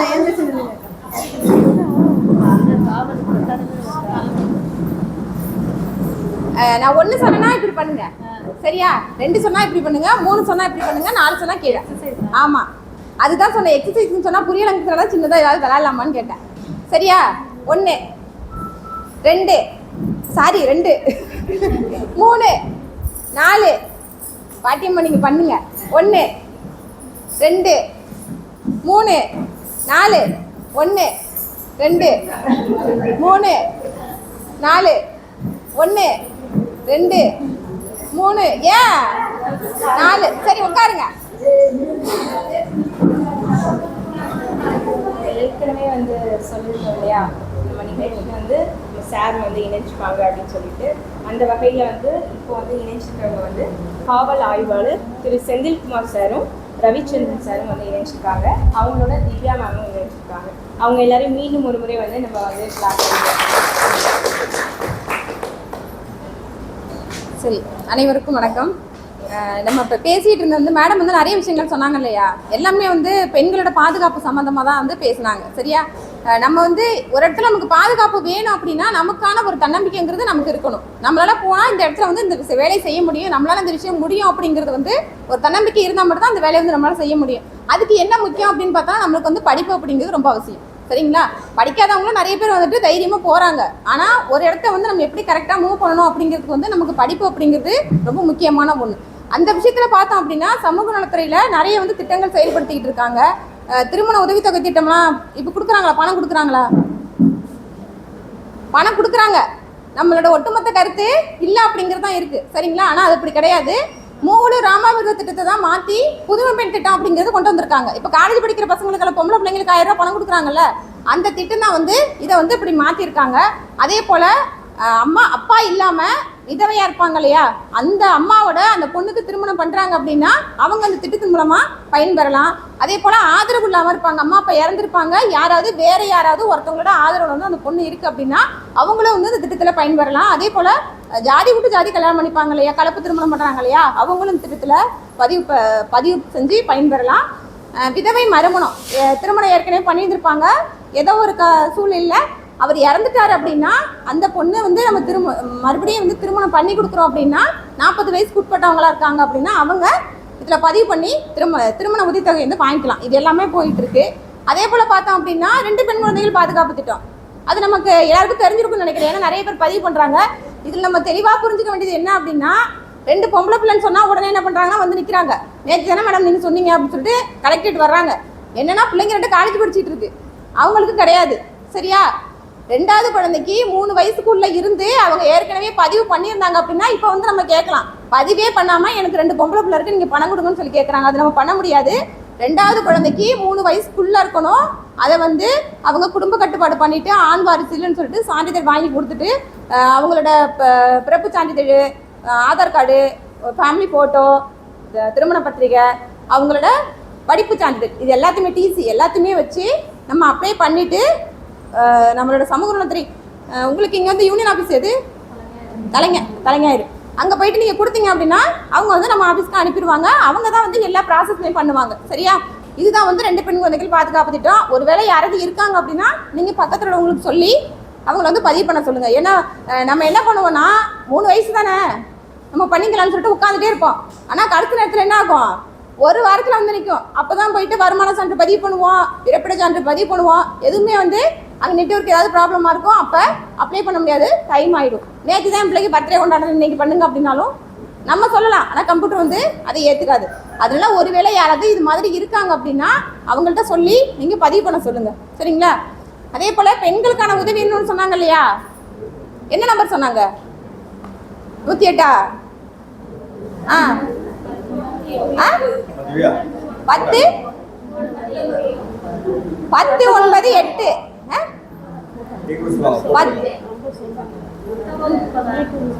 9 8 சொன்னாங்களே. 18லேருந்து 60 வயசுக்குள்ள என்னக்கா சொன்னேன்? 10 9 8 அது வந்து குழந்தைகளுக்கான பாதுகாப்பு எண், சரிங்களா? 18 வயசு உட்பட்டவங்களுக்கு 10 98 அப்படிங்கிறது குழந்தைகளுக்கான பாதுகாப்பு எண். 18 வயசுக்கு மேல இருக்காங்க, 60 வயசுக்குள்ள இருக்காங்க அப்படின்னா அவங்களுக்கு 181 181 நீங்க எப்படி வேணாலும் ஞாபகம் வச்சுக்கோங்க, சரிங்களா? நாங்கள் இதே போல் ஒரு 100 நாள் வழியில் வந்துட்டு போயிட்டு நம்ம பேசுகிறோம். ஒரு ரொம்ப வயசானவங்க அந்த பாட்டி 100 நாள் வேலைக்கு வந்திருந்தாங்க. அவங்க உட்கார கூட முடியல, வெளியில தான் உட்காந்துருந்தாங்க. அவங்கள்ட்ட நான் கேட்குறேன், அவங்க வந்து என்ன சொல்கிறாங்கன்னா, அதை வந்து கரெக்டாக வந்து நம்பர் சொல்ல தெரியல, ஆனால் மனப்பாடம் பண்ணி வச்சுருக்காங்க. என்ன நம்பர் சொல்லுங்கம்மா அப்படிங்கும்போது, ஆனால் அவங்களுக்கு அந்த நம்பர் தேவையே இல்லை, ஏன்னா 60 வயசுக்கு மேலே தான் அவங்க. என்ன நம்பர் சொல்லுங்கம்மா அப்படின்னு கேட்கும்போது 8 அங்கிட்டு ஒரு 1 இங்கிட்டு ஒரு 1 அப்படின்னாங்க. அது கரெக்டாக ஞாபகம் வச்சுருக்காங்க, ஆனால் அது சொல்கிற விதம் வந்து அவங்களுக்கு தெரியல. அது மாதிரி நீங்கள் எப்படி வேணாலும் ஞாபகம் வச்சுங்க, ஆனால் நம்பர் அப்படிங்கிறது மாற்றி அடிச்சிடக்கூடாது. 108க்கு அடிச்சு ஏம்மா என் வீட்டுக்காரன் போட்டு அடிக்கிறாமா சீக்கிரம் வாங்க அப்படின்னா வரமாட்டாங்க, சரிங்களா? அதனால 108 அப்படிங்கிறது நம்ம ஆம்புலன்ஸ் சர்வீஸு, 181 அப்படிங்கிறது பெண்களுக்கான உதவி எண், சரிங்களா? நம்ம இது எதுக்காகலாம் பயன்படுத்திக்கலாம் அப்படின்னு பார்த்தா, இது நம்மளோட ஆஃபீஸ் எங்கே இருக்குன்னா நம்மளோட நாகப்பட்டினம் ஜிஹெச்சில் தான் இருக்குது. ஜிஹெச்னா மெடிக்கல் காலேஜில் ஜிஹெச்சில் பஸ்ஸில் இருந்துச்சு இல்லையா, பஸ் ஸ்டாண்ட் பக்கத்தில், அது உள்ளதான் வந்து நம்மளோட ஆஃபீஸ் இருக்குது. 24 மணி நேரமும் வந்து செயல்பாட்டில் தான் இருக்கும். அங்கே வந்து என்னென்ன சர்வீசஸ் கொடுக்குறோம் அப்படின்னு பார்த்தோம்னா, மன ஆலோசனை. ஒரு பொண்ணுக்கு வந்து திருமணம் பண்ணி வச்சிருப்பாங்க, அந்த வீட்டில் வந்து ஏதாவது ஒரு பிரச்சனை நடக்கும், அந்த இடத்துல போயிட்டு அந்த பொண்ணை கூப்பிட்டு அடிபட்டு ரத்தம் ஊற்றிட்டு இருக்கோம், எங்களுக்கு ஃபோன் வரும், நாங்கள் ரெஸ்கியூ பண்ணி கொண்டு வச்சிருப்போம். அப்போ போயிட்டு இங்கே வாமா, நீ குடும்பத்தில் இப்படிதாம்மா இருக்கணும் அப்படிதாம்மா இருக்கணும் அப்படின்னா என்ன பண்ணும் நேரத்தில்? அதுக்கு அந்த இடத்துல என்ன தேவை? அது அடிபட்டு ரத்தம் ஊற்றிட்டு இருக்கு, அப்போதைக்கு அதுக்கு மருத்துவ உதவி தான் தேவை. நம்ம என்னதான் சொன்னாலும் அது காதில் ஏறாது. அதனால அவங்களுக்கு மருத்துவ உதவி கொடுத்து, அதுக்கு பிறகு ஆலோசனை கொடுத்து, காவல் உதவி செய்யணுமா அதை பண்ணி கொடுப்போம். அடுத்து சட்ட உதவி, தங்குமிடம், இது எல்லாமே வந்து இந்த 181 தான் வேலை. இதில் என்ன அப்படின்னா, நைட்டு 12 மணிக்கு தான் நமக்கு கால் வரும். என்னன்னா எங்களோட நம்பர் எல்லாத்துக்குமே வந்து நம்பர் இருக்கும் மேக்ஸிமம். பர்சனல் நம்பருக்கு அடித்தா கூட மேக்ஸிமம் எடுத்து கேட்க மாட்டோம். ஆனால் ஆஃபீஸ் நம்பருக்கு அடிக்கிறாங்க அப்படின்னா எந்த டைமாக வேணாலும் எடுத்து கேட்டு தான் ஆகணும். அப்படியே நமக்கு முடியலை அப்படின்னா கூட மனசு வந்து ஐயோ யாருக்கு எந்த பிரச்சனையும் தெரியலையே அப்படின்னு பக்குன்னு இருக்கும். அதனால எந்த டைமாக இருந்தாலும் ஃபோன் எடுத்து கேட்போம். அப்போ தான் அந்த அம்மா ஃபோன் அடிக்க எங்கேயாவது வயலில் உட்காந்துட்டு, அம்மா என் வீட்டுக்காரர் என்ன போட்டு அடிக்கிறாருமா, சீக்கிரம் வாங்கம்மா, 12 மணிக்கு எங்கே போகிறது, எங்கம்மா இருக்கிறீங்க, நான் வயலில் உட்காந்துருக்குறேன், ஆனால் பார்த்தா இந்த அம்மா வீட்டுக்குள்ள தான் உட்காந்துருக்கு, சரிங்களா? அப்போது அந்த சமயத்தில் நம்மளால போக முடியலை அப்படின்னா பக்கத்தில் எந்த ஸ்டேஷன் இருக்கோ அவங்க வந்துட்டு போலீஸ் வந்து எங்களுக்கு ஃபுல் சப்போர்ட் பண்ணுவாங்க எப்போவுமே. சரி, நாங்கள் சொன்னோம் அப்படின்னா உடனே போயிட்டு பார்த்துட்டு என்னங்கிறது தகவல் பண்ணி கொடுத்துருவாங்க. அதுக்கு பிறகு தான் நாம் காலையில் போயிட்டு, ஏன்னா நைட் டைமில் போக முடியாத சூழல்ல, சரிங்களா? பகலில் ஒரு வேளை பிரச்சனை இருக்குது அப்படின்னா நம்ம நேரடியாகவே வந்து போயிடுவோம், சரியா? இதுதான் வந்து நம்மளோட 181 வேலை. இப்போ இதுக்கு பிரச்சனையெல்லாம் என்ன வருது அப்படின்னு பார்த்தோம்னா, மேடம் சொன்னாங்கல்ல, குழந்தை திருமணம் நமக்கு நிர்ணயிக்கப்பட்ட வயசு என்ன? ஒரு திருமணம் பண்ணணும் அப்படின்னா அவங்களுக்கு வயசு என்ன? 18 வயசுக்கு மேலே யாருக்கு? பொம்பளை பிள்ளைங்களுக்கு 18க்கு மேலே, பையனுக்கு. இதில் வந்து நம்ம தெளிவாக இருக்கணும் எப்போவுமே, சரியா? நம்ம பண்ணுற விஷயம் என்ன அப்படின்னா, பொண்ணு வந்து எங்கேயாவது காலேஜ் போயிருக்கோம், இல்லை பையன் எங்கேயாவது காலேஜ் போயிருக்கான். அப்போ என்ன பண்ணுறாங்கன்னா 2 பேரும் பேசிட்டு இருக்கான்னு சொல்லி வீட்டுக்கு அழைச்சி வந்துடுறான் பையன். அப்போ நாம் என்னன்னா, பொண்ணுங்கிற 18 வயசு முடியல, நீ என்ன பண்ணணும், ஒன்று கொண்டு போய் அந்த பொண்ணு வீட்டில் விட்டுட்டு வா, இல்லையா போலீஸ் ஸ்டேஷனுக்கு தகவல் சொல்லு. அப்படி இல்லையா இது சம்மந்தப்பட்ட துறை யார் இருக்காங்களோ அவங்களுக்கு தகவல் சொல்லுங்கிற விஷயத்த நாம ஃபர்ஸ்ட் தெளிவாக இருந்தால் மட்டும் தான் அவங்க கிட்ட சொல்ல முடியும். ஆனால் நம்ம அடுத்தது என்ன பண்ணுறோம், ஐயோ பையன் பொண்ணை அழைச்சி விட்டான், ஊரில் உடனே பேசி தாலி கட்டி வச்சுருக்கீங்க, சரிங்களா? அந்த பொண்ணுக்கு 17 வயசு ஆகுது. அப்போ அந்த பையனுக்கு என்ன பண்ணுவாங்க அப்படின்னா, அடுத்த நீங்கள் சொல்லலை அப்படின்னா கூட அடுத்த 2வது மாதம் 3வது மாதத்துலேருந்து எங்களுக்கு அந்தந்த பிஹெச்லேருந்து தகவல் வந்துடும். டீனேஜ் ப்ரெக்னன்சின்னு போட்டு இளம் வயது கற்பன்னு போட்டு தகவல் வந்துடும். நாம் அதை வச்சு செக் பண்ணோம்னா, எப்படிம்மா கல்யாணம் பண்ணிட்டீங்க அப்படின்னு கேட்டால் தான் அப்போ இந்த தகவல்லாம் வந்து அந்த பிள்ளைங்க சொல்கிறாங்க. அப்போது நாம் என்ன பண்ணுறோம், நம்மளோட கடமை முடியுதுன்னு இந்த விஷயத்த பண்ணி வச்சிடறோம். அப்போ வந்து அந்த வழக்கு வந்து என்ன பதிவு பண்ணுவாங்கன்னா, அந்த பையன் மேலே குழந்தை திருமணம் 1, போக்சோ 1, 2 வழக்கு வந்து பதிவு பண்ணுவாங்க, சரியா? அப்போ அவனுக்கு ஏதோ ஒரு வாய்ப்பு வருது, அவன் நல்லா படிச்சிருக்கிறான், இல்லை ஒரு நல்ல வெளிநாடு வேலைக்கு போகிறான், இல்லை வேலை கிடைக்குது, அப்போ அவன் மேலே வந்து இது மாதிரி ஒரு வழக்கு பதிவில் இருக்குன்னு சொன்னால் அவனுக்கு என்ன ஆகும்? அது வந்து ஒரு ரிமார்க் தானே. அதனால இது மாதிரியான விஷயங்களை நாம் பண்ணலாமா பண்ணக்கூடாதா? பண்ணக்கூடாது. சரிங்களா? ஒருவேளை தெரிய வருது அப்படிங்கிற சமயத்தில் நீங்கள் 1-10-98க்கோ இல்லை 181க்கோ ஃபோன் பண்ணி தகவல் சொல்லலாம். சரிங்களா? அதே போல் பார்த்தோம் அப்படின்னா வீட்டில் அப்பா ரொம்ப முடியாதவங்களா இருக்காங்க. முன்னாடியெல்லாம் பார்த்தோம் அப்படின்னா ஏதோ ஒரு சூழலில் வீட்டில் வந்து திருமணம் ஏற்பாடு பண்ணுறாங்க. என்ன அப்படின்னா பொண்ணு வீட்டில் வந்து ஒரு 4 பொண்ணு இருக்குது இல்லை 3 பொண்ணு இருக்குது அப்படின்னா ஒரு வசதியான மாப்பிள்ளை வர்றாங்க அப்படின்னா கல்யாணம் பண்ணி வச்சுருவாங்க. சரிங்களா? அப்போ வந்து அவங்க வீட்டில் வசதி இல்லை அப்படிங்கிறதுனால அவங்க வந்து திருமணம் பண்ணி வைக்கிறாங்க. இப்போவும் என்ன பண்ணுறாங்க அப்படின்னா இதே சூழல் வந்து நீடிக்குது. உடனே திருமணமே பண்ணக்கூடாதுன்னு சொல்லிட்டு அதோட சட்டங்கள்லாம் வந்து மேடம் சொன்னாங்க, அதெல்லாம் பண்ணவே கூடாதுன்னு சொல்லி நம்ம என்ன தான் பேசினாலும் ஒரு சில காரணங்களுக்காக என்ன பண்ணுறாங்க. இப்போ ரீசெண்டாக நடந்தது போன மாதத்தில் அந்த பிள்ளை 11வது படிக்கிற பிள்ளை நல்ல மார்க் எடுத்துக்கிட்டு 10th ஸ்கூல் அனுப்பலை, ஆனால் ட்ராப் அவுட்லேயும் எங்களுக்கு வரல. இது மாதிரி என்கேஜ்மெண்ட் நடக்குதுன்னு சொல்லிட்டு தகவல் வருது. ஃபீல்டுக்கு போகிறோம் நேராக. அங்கே போயிட்டு பார்க்கும்போது என்னன்னா அந்த பிள்ளைக்கு படிக்கிறதுக்கு அவ்வளோ விருப்பம். வீட்டில் அவங்க அம்மாவும் சொந்த தம்பிக்கு வந்து கல்யாணம் பண்ணி வைக்கிறாங்க. அவங்களோட பாட்டி இருப்பாங்கல்ல, அவங்களும் வந்து இந்த பிள்ளைய நீ ஸ்கூல் போக வேண்டாம் நீ படின்னு சொல்லிட்டு அந்த பையன்கிட்ட ஃபோன் பேச விட்டுட்டாங்க. அந்த பையன் ஃபாரின்ல இருக்கிறான். நாங்கள் போகிறோங்க, கால் வருது, ஐ லவ் யூ தங்கம் அப்படின்னு சொல்லிட்டு டோனு. யாரும்மா உங்கள் மாமாவா அப்படின்னு கேட்குறேன். ஆமாம். கையில் பச்சை குத்தி வச்சிருக்கு. யார் இது அப்படின்னு கேட்டால் எங்கள் மாமா. நீ பேசவே இல்லைன்னு சொன்னால் அப்படியே பச்சை குத்தி வச்சிருக்கேன்னா எங்கள் வீட்டில் தான் என்னை பேச சொன்னாங்க. அப்போ அந்த பிள்ளையோட லைஃபு வீணாக போகுது. சரிங்களா? அதனால அவங்கள பேசி இப்போ அவங்க பேரில் வந்து CSR போட்டு அந்த பிள்ளைய வந்து மறுபடியும் ஸ்கூலில் படிக்கிறதுக்கு ஏற்பாடு பண்ணி கொடுத்துருக்குறோம். சரியா? இது மாதிரியான விஷயங்களை நாம் பண்ணக்கூடாது. நம்மளோட சந்தோஷத்துக்காக பிள்ளைங்களோட லைஃப்பை வீணடிக்கக்கூடாது. சரிங்களா? ஒருவேளை அவங்களுக்கு தெரிய வருது அப்படின்னா இதெல்லாம் தப்புமா, உனக்கு 18 வயசு முடியட்டும், நாங்கள் இருக்கிறோம், அம்மா அப்பா இருக்கிறோம் அப்படிங்கிற ஃபஸ்ட்டு அந்த நம்பிக்கையை வந்து நம்ம கொடுக்கணும். நம்ம பண்ணுற இன்னொரு பெரிய தப்பு என்ன அப்படின்னா பிள்ளைங்க கிட்ட உட்காந்து பேசுகிறதே இல்லை. சரியா? அது காலையில் எழுந்திரிக்குதா, அது வேலையை அது பார்த்துட்டு போதா, நம்ம வேலையை நம்ம பார்க்குறோமா, போய்கிட்டே இருக்கிறோம் வேலைக்கு. அதே மாதிரி நைட்டு வர்றோமா, உட்காந்து சீரியல் பார்க்குறோமா, இன்னைக்கு இந்த சீரியல் இன்னைக்கு அந்த சீரியல் அப்படின்னு சொல்லிட்டு அந்த விஷயத்த தான் நம்மளோட கவனம் ஃபுல்லாக போகுது. பார்க்குறோமா பார்க்கலையா? அப்படியே யாருமே எதுவுமே சொல்லலை. யாரும் பார்க்குறது இல்லையா? எந்தெந்த டிவியில் என்னென்ன சீரியல் வருது, எத்தனை மணி வரலாம் அப்படிங்கிற விஷயம் அத்தனையுமே நமக்கு தெரியும். ஆனால் காலையில் பிள்ளை சாப்பிட்டுச்சா சாப்பிடலையா, என்ன ட்ரெஸ்ஸு போட்டு போணுச்சு, ஸ்கூல் போணுச்சா போகலாங்கிற விஷயம் நமக்கு தெரியறதில்ல. சரியா? அதனால குழந்தைங்க கிட்ட உட்காந்து பேசுங்க. அந்த பிள்ளை வந்து ஏதாவது ஒரு விஷயம் சொல்லுது அப்படின்னா நாம் காது கொடுத்து கேட்கணும். அது எவ்வளோ பிரச்சனை இருக்குது அப்படிங்கிற விஷயம் நமக்கு தெரியாது. ஆனால் யார் நம்ம அம்மா இருக்கு, நம்ம அப்பா இருக்காங்க, நம்ம அவங்க கிட்ட போய் சொன்னோம் அப்படின்னா நமக்கு ஒரு ஆறுதல் கிடைக்கும் அப்படிங்கிற ஒரு விஷயத்துக்காக தான் நம்மள்ட்ட சொல்லுவாங்க.